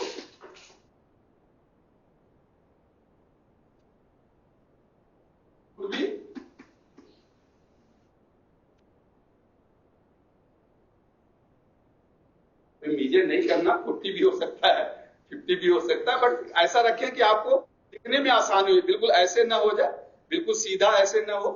अब देखिए एल्बो भी साथ में है, एल्बो भी उसी एंगल में ऑलमोस्ट 30-35 डिग्री पर एल्बो भी होता है, बिल्कुल ऐसे टच कर ऊपर करके नहीं, देखिए ऐसे जब एल्बो रहेगा तो बिल्कुल सीधा रहेगा। और तीसरा फॉर स्ट्रेट लाइन, अच्छा हिंदी भी लिखना है इसका, हिंदी आप लिखते नहीं, हिंदी कोई बात नहीं यार, चाक को मैं तो बोलता जा रहा हूं, लिखते जाओ, चाक को थंब और चाक को अंगूठा और पहली अंगुली, अंगूठा और पहली अंगुली के बीच में पकड़े, सोचिए इतना तो समझ जाओगे चाक को अंगूठे के बीच में पकड़े। दूसरा, चाक और बोर्ड के बीच का एंगल, चाक और बोर्ड के बीच का कोण 45 डिग्री हो। इसे क्या तीसरी और चौथी अंगुली के, तीसरा पॉइंट आप लिख ले, मैं लिखा नहीं लिख रहा हूं, the nail of third and fourth finger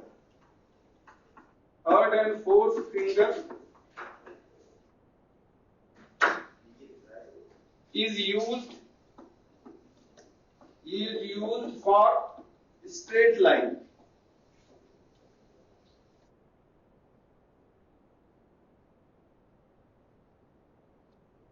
तीसरे और चौथे अंगुली के नाखून, तीसरे और चौथे अंगुली की नाखून की सहायता से सीधी लाइन में लिखा जाता है, सीधी लाइन में लिखा जाता है। तो ये हमेशा आप जब भी लिखें तो देखिए इसको, ये जो तीसरी अंगुली नहीं है, ये कनिष्ठ अंगुली का बहुत रोल होता है, इसको आप इसके साथ डाल दें। अब ये ऐसे रहेगा, जब 45 डिग्री पे ऐसे रहेगा, ये बिल्कुल सीधा चलता जाए, इसको मत सेव करें, इसको हिलाए मत, जहां आपने रख दिया वहीं पर बिल्कुल सॉलिड, वो कहते हैं ना खंभा मार दिया, तो बिल्कुल सॉलिड आप इसको रखें और आप लिखते जाएंगे, बिल्कुल सीधा आपका जाएगा, बिल्कुल सीधा जाएगा। एक दो बार प्रैक्टिस करें तो आ जाएगा आपको, ठीक है। ये तो इसमें है। अब जैसे चाक बोर्ड हम करते थे, के बाद थोड़ा रोटेट करना होता था, नहीं तो उसकी थिकनेस बढ़ जाती थी, और चाक बोर्ड को मतलब चाक को, इसको तो रोटेट करने की जरूरत नहीं है, या व्हाइट मार्कर को,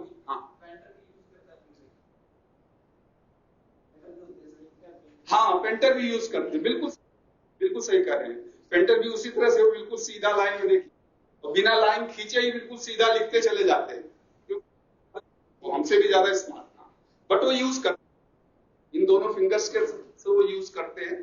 तो चाक को अगर कभी आपको चाक पे चाकबोर्ड से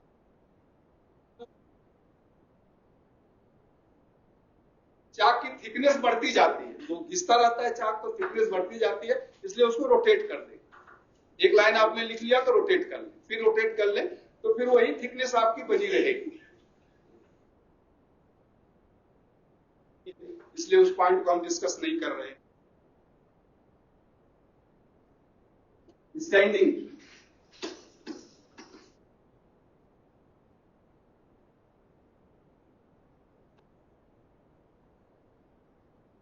खड़ा कैसे हो? स्टैंड है, दोनों स्टैंड ऑन बोथ फीट।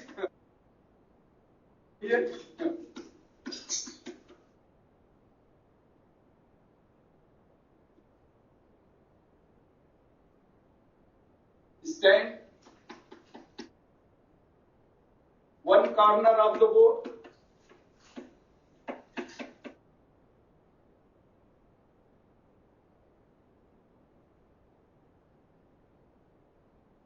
यानी लिखते समय बोर्ड के एक कोने में खड़े होकर लिखना शुरू करें, बीच से नहीं, कैसे मतलब यहां आप शुरू हो जाए लिखने, तो हमेशा एक कोने से लिखना शुरू करें, बोर्ड में एक कोने से लिखना शुरू करें।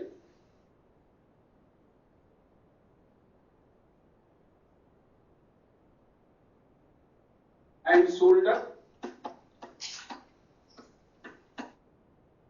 to reach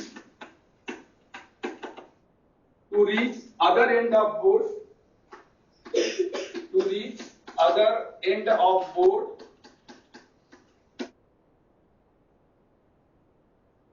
without losing balance, to reach other end of board without losing balance.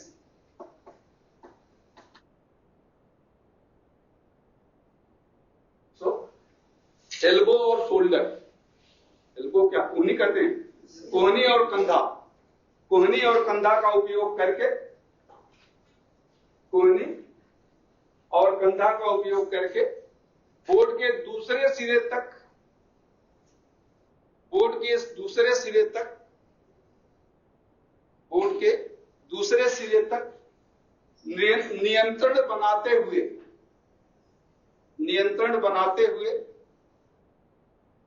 पहुंचने की कोशिश करें। बोर्ड के दूसरे सिरे तक नियंत्रण बनाते हुए पहुंचने की कोशिश करें सिरे तक। तो एल्बो यूज होता है और कंधा भी, दोनों। यहां लिख लिया तो थोड़ा सा और आगे चले जाए और फिर जहां तक पहुंच जाए, जिससे आप लिखते जाएं और विद्यार्थी भी साथ में लिखता जाएगा। मेन ये होता है कि हम पूरा कवर न कर लें। आप जब भी एक दोनों पैरों पर खड़े हों, एक साइड में खड़े हों और जब लिखना शुरू करें लिखें। इसके बाद आता है, हो गया स्टोकिंग, यानी जब आप लिखते हैं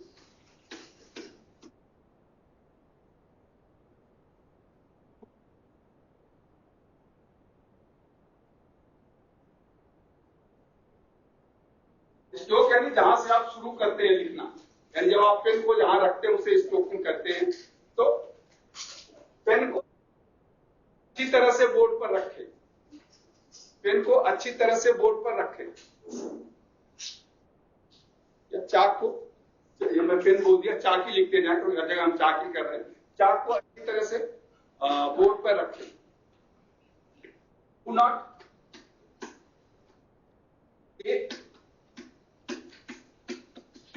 move the chalk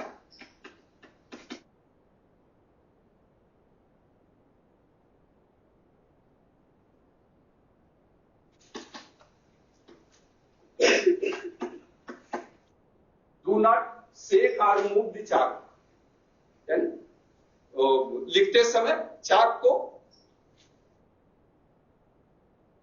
लिखते समय चाक को ऊपर नीचे या साइड में ना हिलाएं।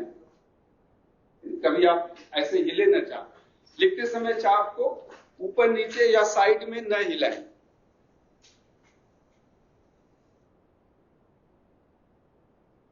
Maintain the space, maintain the same space between the lines.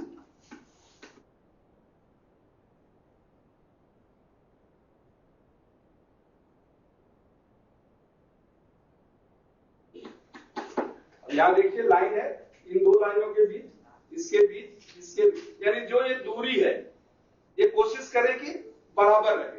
ये किसी ऑटोमेटिक आपका होना चाहिए कि दो लाइन के बीच की दूरी एक समान रहे। दो लाइन के बीच की दूरी एक समान रहे।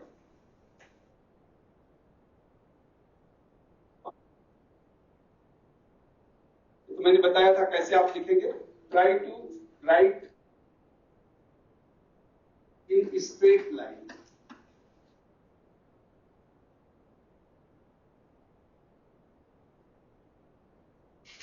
Try to write in straight line, सीधी लाइन में लिखने की कोशिश करें। Try to write straight line, इसे कहते हैं स्ट्रोकिंग, यानी एक जगह से लिखना शुरू करना फिर वापस आना, फिर लिखना शुरू करना फिर वापस आना, इसे स्ट्रोकिंग कहते हैं। जैसे इंजन का स्ट्रोक होता है, आगे पीछे चलता रहता है, तो उसी तरह यहां भी ये स्ट्रोकिंग होता है, इसलिए इसे स्ट्रोकिंग नाम दिया गया है। इसके द्वारा आप सीधी लाइन भी अगर खींचना हो तो लिखते समय straight line you can draw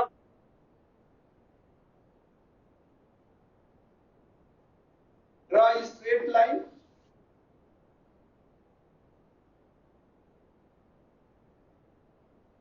using same procedure.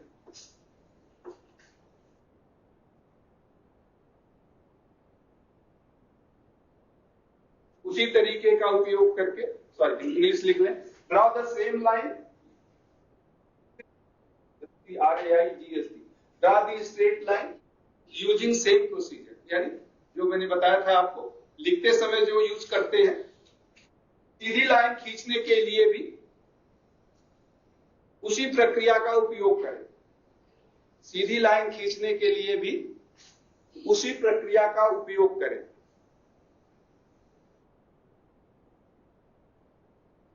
केवल लाइन ही अगर आपको सीधी खींचना है तो बिल्कुल ऐसे रखें, कहीं भी रखना ऐसे रखें, और इस लास्ट फिंगर को, कनिष्ठ फिंगर को बिल्कुल बोर्ड पर टच करने दें, और फिर आप सीधी लाइन खींच सकते हैं। जैसे बीच बीच में डाट आ जाते हैं, डाट नहीं आना चाहिए, बिल्कुल सीधी लाइन। यहां थोड़ा सा सेक कर गया तो जिसके बीच में ऐसे ऊपर नीचे हो गया, यहां पर हिल गया, तो बिल्कुल सीधी लाइन आप खींच सकते हैं। जैसे आप लिखते हैं वैसे आप सीधी लाइन खींच सकते हैं।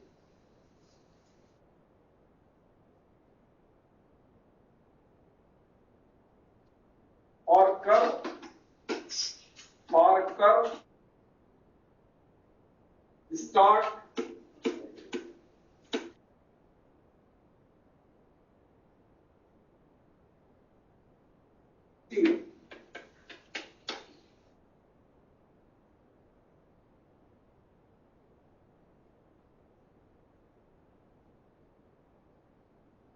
हिंदी में क्या कहेंगे, या कर्व ही लिख ले कि कर्व बनाने के लिए,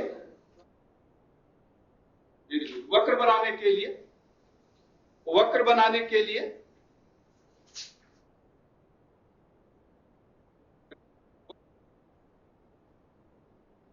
वक्र बनाने के लिए घड़ी के 1 बजे के स्थान से शुरू करें। यानी जब वक्र बनाना हो तो यहां से शुरू करें, ऐसे।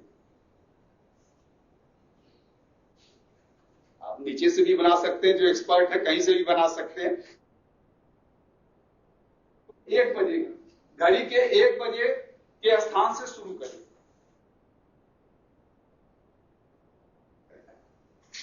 और फॉर सर्किल, इसमें आप लिख लें फॉर सर्किल, और circle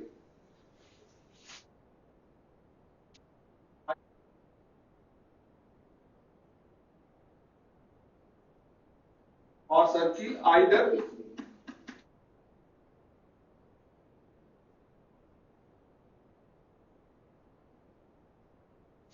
either connect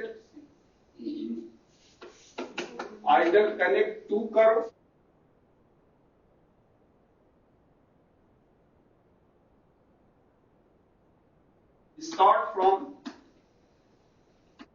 start from listen.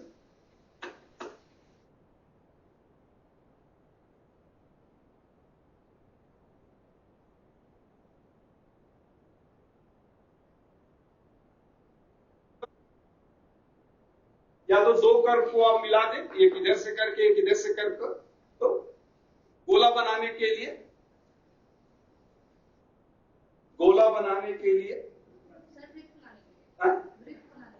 Circle, वृत्त या गोला एक ही बात है। चलो वृत्त बनाने के लिए वृत्त शुद्ध तो वृत्त ही है भाई। हाँ, गोला तो नॉर्मल है, जनरल है।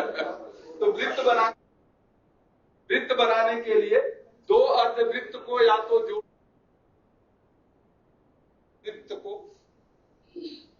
वृत्त बनाने के लिए दो अर्धवृत्त को या तो जोड़ दे या घड़ी के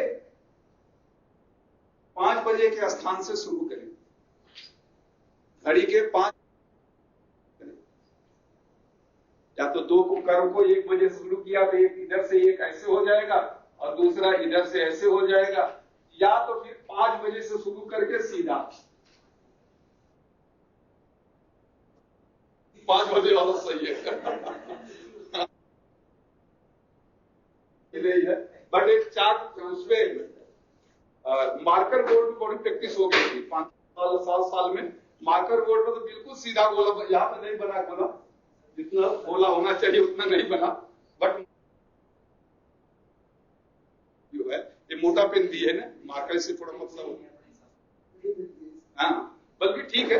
तो ये एक तरीका, धीरे धीरे आप प्रैक्टिस, जब आप प्रैक्टिस कर लेंगे तो कहीं से बना आप चढ़ते हैं, लेकिन बाद में तो आप चढ़ के तब पढ़ शुरू कर देते हैं। तो जो प्रैक्टिस हो जाती है तब तो आप कहीं से बना सकते। जब तक प्रैक्टिस नहीं हो गई तब तक इसको अगर आप बनाए, कभी जरूरत पड़ेगी तो, यानी स्केच बनाने की कहाँ विजुअल एड कोई बनाता ही नहीं, कोई करता है। चले, तो ये पोजीशंस है कि आप किस तरह से स्टोकिंग कर सकते हैं, यानी सीधी लाइन में कैसे लिख सकते हैं, सीधी लाइन में क्या लिखने का तरीका है क्या है, और फर्म बिल्कुल आप रखें। ये अगर सेक करेगा तो आपका वर्ड्स भी आपका चाक सेक नहीं करना चाहिए, बिल्कुल स्ट्रेट लाइन भी आप बना सकते हैं। दो लाइनों के बीच में जो एक समान दूरी भी रख सकते हैं। कभी जब चाक बोर्ड पे हम यूज करते थे, या जो वहां एक तरीका और बताया जाता था कि अगर आपको सेम दूरी नहीं रख सकते हैं तो डार्ट रख ऐसे बना दो और फिर यहां से लिखना शुरू करिए। तो फिर उस पर लिखते थे वो, जिससे कि स्पेसिंग बिटवीन सेम रहे। तो बट उसकी जरूरत नहीं पड़ेगी, आप जब लिखते जाएंगे प्रैक्टिस हो तो अपने आप वो स्पेसिंग, जैसे देखिए इसके बीच में और इसके बीच में वो स्पेसिंग अपने आप आती जाती है। और कट सर्किल बनाना है और डायगोनल, यानी ऐसे कोई लाइन खींचना है, तो इसको भी 1 o'clock से ही शुरू करते हैं।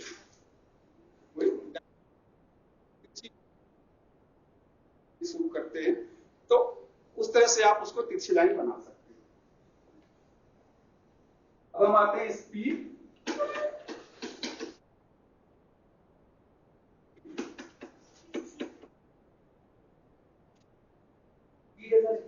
स्पीड डी छूट गया, सॉरी। स्पीड है विजिबिलिटी, यानी विजिबिलिटी मतलब आप पढ़ सकें जो लिखा है, लिखावट। गति और स्पष्टता से कहते हैं, गति और स्पष्टता।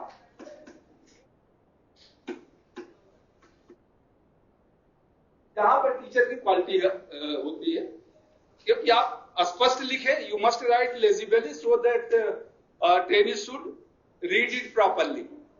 तो right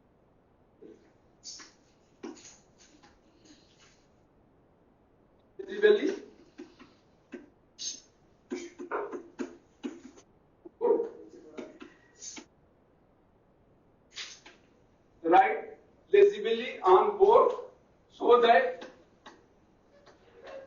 so that trainee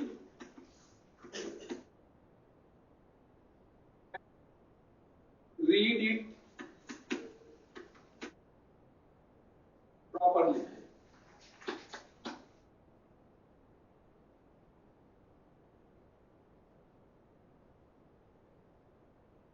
board पर स्पष्ट लिखें, चलिए लिख लीजिए, write legibly on board so that training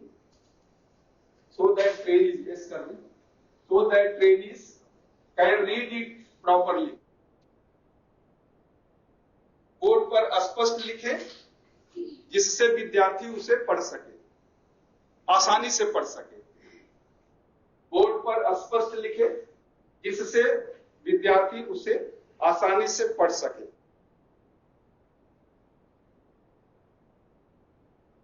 इसी में आप लिख रहे हैं at the same time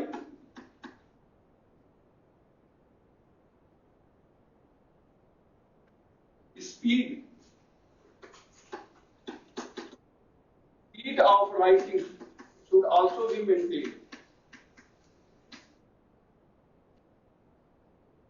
Speed of writing should also be maintained.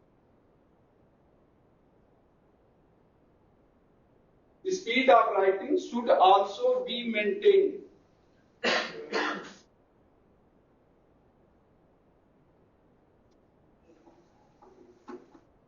Speed of writing should also be maintained. And speed of writing should also be maintained. लिखने की गति भी, लिखने की एक निश्चित गति भी बनाए रखना, लिखने की एक निश्चित गति, एक निश्चित गति बनाए रखना आवश्यक होता है। लिखने की एक निश्चित गति बनाए रखना आवश्यक होता है। ठीक है, इसी में आप hence teacher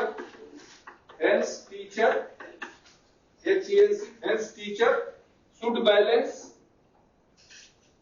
hence teacher should balance,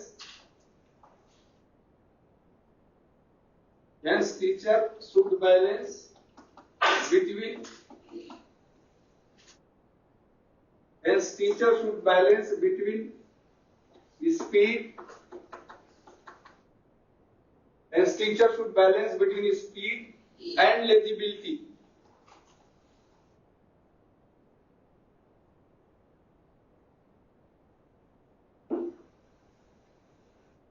Teacher should balance between speed and legibility.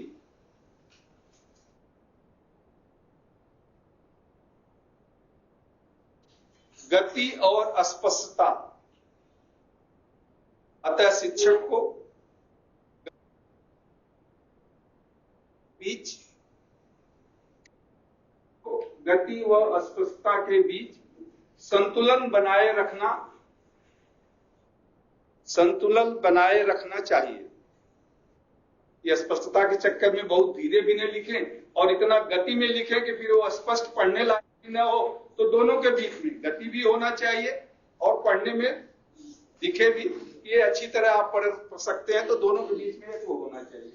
ये आपका आगे का पोर्शन। अब आइए ऑप्टिमम यूटिलाइजेशन ऑफ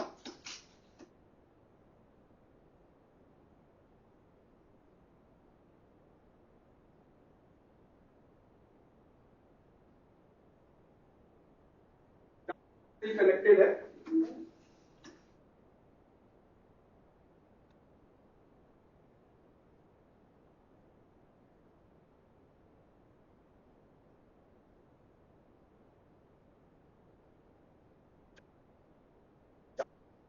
इसी तरह उपयोग, कुछ पॉइंट्स आपको ध्यान रखना चाहिए। चार्ट, इसी तरह उपयोग, optimum utilization of chart board. तो चार्ट बोर्ड सभी बोर्ड जो आप लिखते हैं, कि जो भी आप लिखते हैं उस लिखने से जो संबंधित है उससे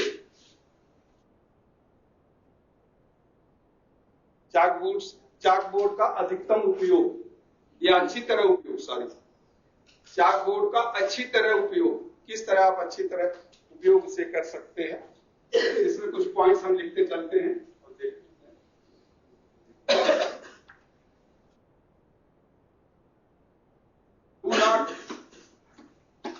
do not write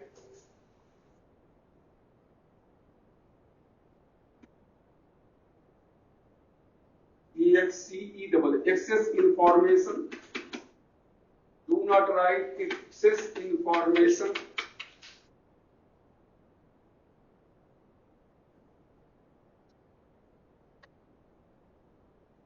Do not write excess information on board. Yeah?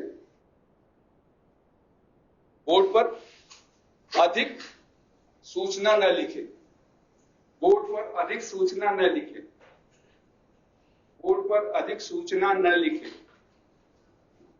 ठीक है। दूसरा, do not right continuously on board.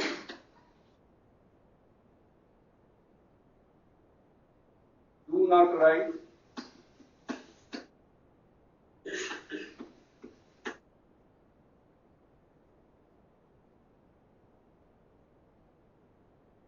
not write continuously on board. मैं तो हमेशा लिखता ही रहता हूं। एक्चुअली बीच बीच में एक्सप्लेन भी करना होता, ज्यादा लिखते रहता, but do not right continuously नहीं, बोर्ड पे लगातार नहीं लिखना चाहिए, बोर्ड पे लगातार नहीं लिखना चाहिए, बोर्ड पे लगातार नहीं लिखना चाहिए। Divide board in 2 parts.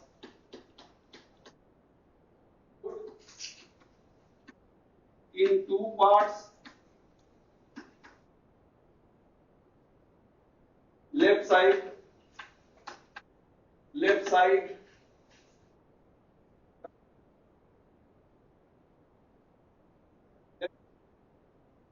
main point, left side, right main points, and right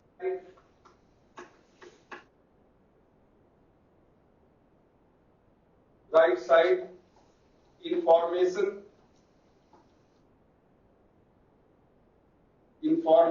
or sketch, SKE, sketch related to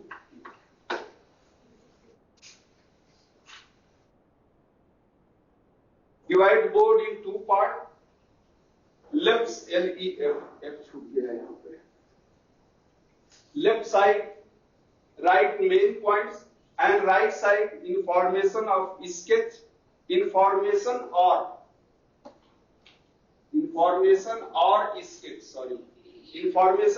sketch related to it, information or sketch related to it। हो गया? हिंदी में आप लिख ले, बोर्ड को 2 भागों में विभाजित करें, बोर्ड को 2 भागों में विभाजित करें, बोर्ड को 2 भागों में विभाजित करें, बाएं तरफ मुख्य बिंदु लिखें, बोर्ड को 2 भागों में विभाजित करें, बाएं तरफ मुख्य बिंदु लिखें और दाहिने तरफ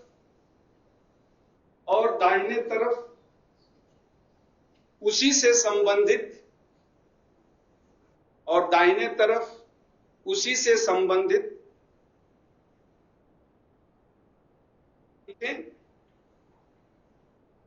सूचना लिखें या आरेख बनाएं, सूचना लिखें या आरेख बनाएं,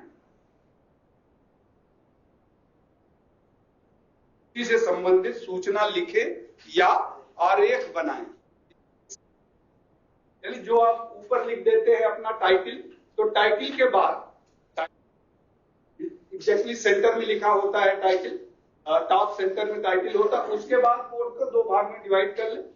लेफ्ट में आप मेन पॉइंट्स लिखें और राइट में अगर कुछ लिखना है तो लिखें, या कुछ स्केच बनाना है, फोटो डायग्राम बनाना है तो उसको बनाएंगे, 2 भागों में उसको बांट दें। आगे आप लिख ले, चौथा पॉइंट मिटा दो इसको।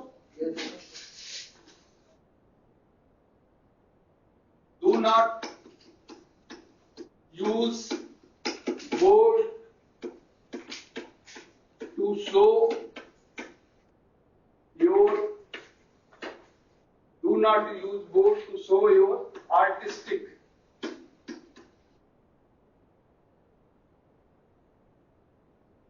ability.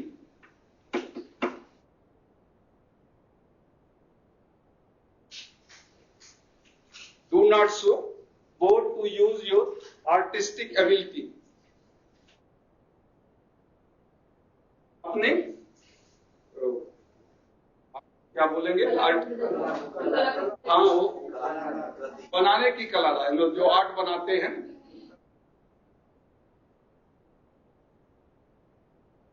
क्षमता का, स्वयं की कला की क्षमता का प्रदर्शन बोर्ड पर न करें। स्वयं की कला की क्षमता का प्रदर्शन बोर्ड पर न करें। बोर्ड उसके लिए नहीं, आप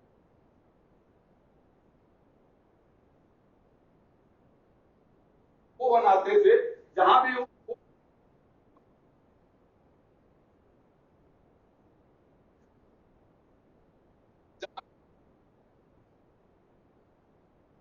की आदत थी, तो ये आर्टिस्टिक के लिए बोर्ड नहीं होता है। आगे आप देख लें, do not use the board as standard.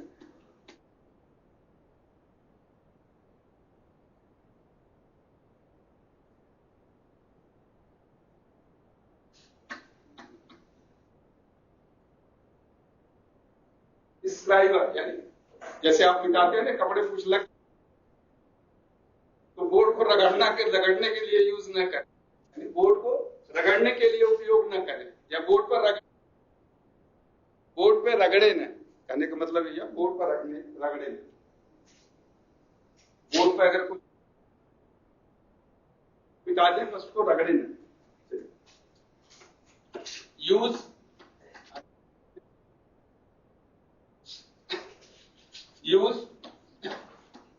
Duster to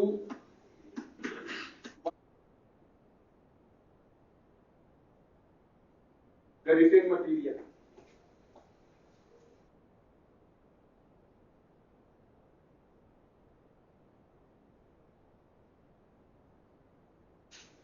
Use duster to wipe off the written material.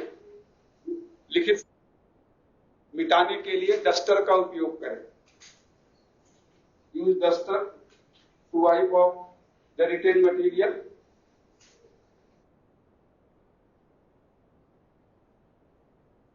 मिटाने के लिए, लिखित सामग्री को मिटाने के लिए डस्टर का उपयोग करें।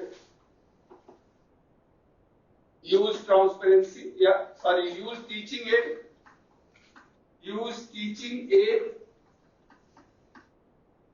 To show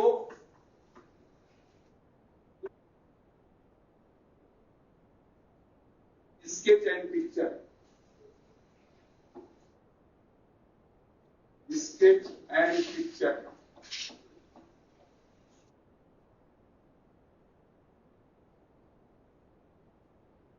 Sketch and picture. Hindi में लिखिए डायग्राम, पिक्चर और आरेख, यानी डायग्राम, पिक्चर और आरेख को दिखाने के लिए, पिक्चर और आरेख को दिखाने के लिए पठन सहायक सामग्री का उपयोग करें। यानी बोर्ड पर समय लगता है उसमें, तो स्केच और पिक्चर दिखाने के लिए पठन सहायक उपयोग करें। पठन सहायक सामग्री का उपयोग करें। अगला आप लिख लें, use coloured chart. Use colored chalk. Main point.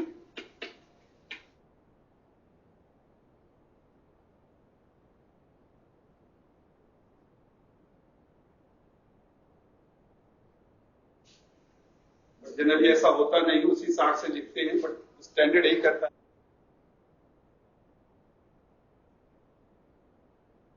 मुख्य बिंदुओं को लिखने के लिए कलर चाक का उपयोग करें। मुख्य बिंदुओं को लिखने के लिए रंगीन चाक का उपयोग करें।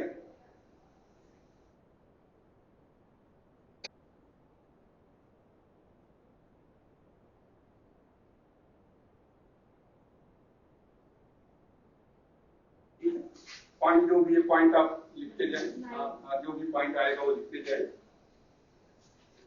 सरफेस, खैर इसके लिए नहीं,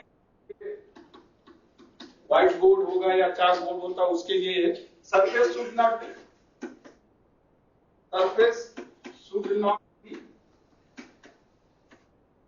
smooth,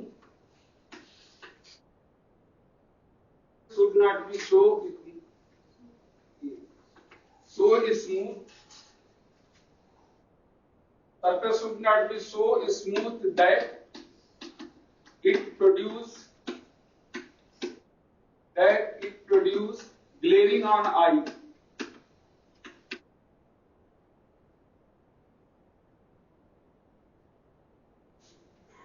Surface should not be so smooth that it produce glaring on eye. यानी बोर्ड की सतह इतनी चमकीली नहीं होना चाहिए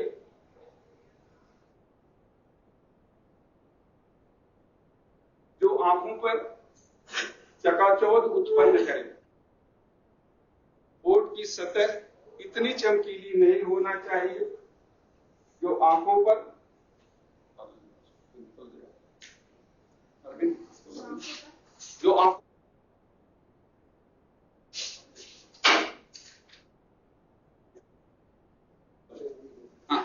चलो कोई बात नहीं, जो आंखों पे चकाचौंध उत्पन्न करे इतना नहीं होना चाहिए। सरफेस शुड बी, आगे आप लिख लें, surface should be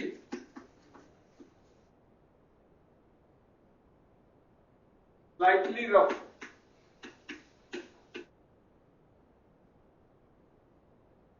Surface should be slightly rough, R-O-U-G-H. Surface should be slightly rough for easy writing.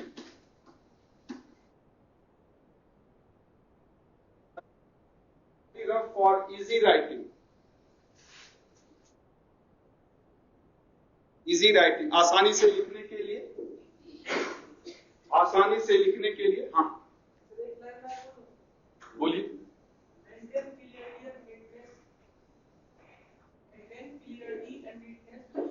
हाँ, और अभी तो खत्म ही नहीं हुआ भाई, लास्ट में उसको भी हम जोड़ देंगे, अभी तो चल ही रहा है। वो तो मैंने ऊपर भी, वो भी होता है, वो भी हम आएंगे कि लिखने से पहले आप उसको साफ करें, लिखने से पहले आप बोर्ड को साफ करें और जब खत्म कर लें तब भी बोर्ड को साफ कर दें। तो दोनों होता है, तो अभी तो आएगा, उसमें अभी आएगा।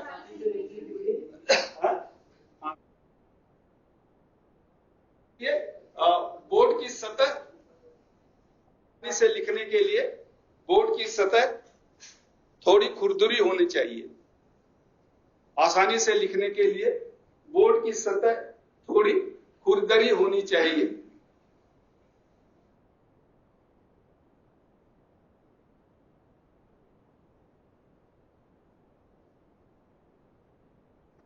डिस्टेंट खत्म नहीं हो पाएगा लगता है।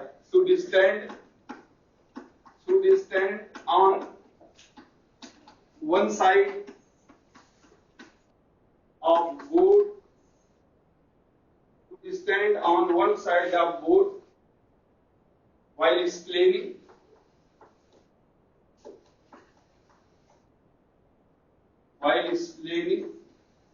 so that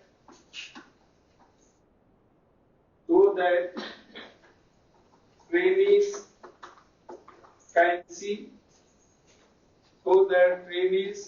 can see, the written material.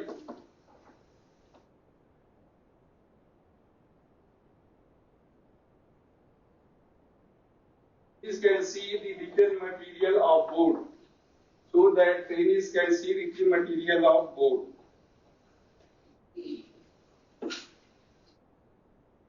should stand on one side of the board while explaining. Trainees can see the written material of board. ये बहुत जरूरी है स्टेप्स। तो व्याख्या करते समय बोर्ड के एक सिरे पर खड़े हों, यानी बीच में ऐसे नहीं खड़े होकर व्याख्या करना चाहिए कहीं पे।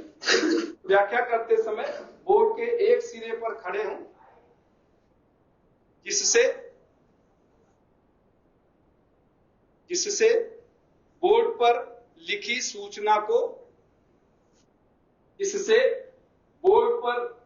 सूचना को विद्यार्थी अच्छी तरह देख सके। इससे बोर्ड पर लिखी सूचना को विद्यार्थी अच्छी तरह देख सके। यही खत्म करते हैं क्योंकि अभी 15-20 मिनट और हैं, तो 10 पॉइंट में कम से कम 15 मिनट लग जाएगा।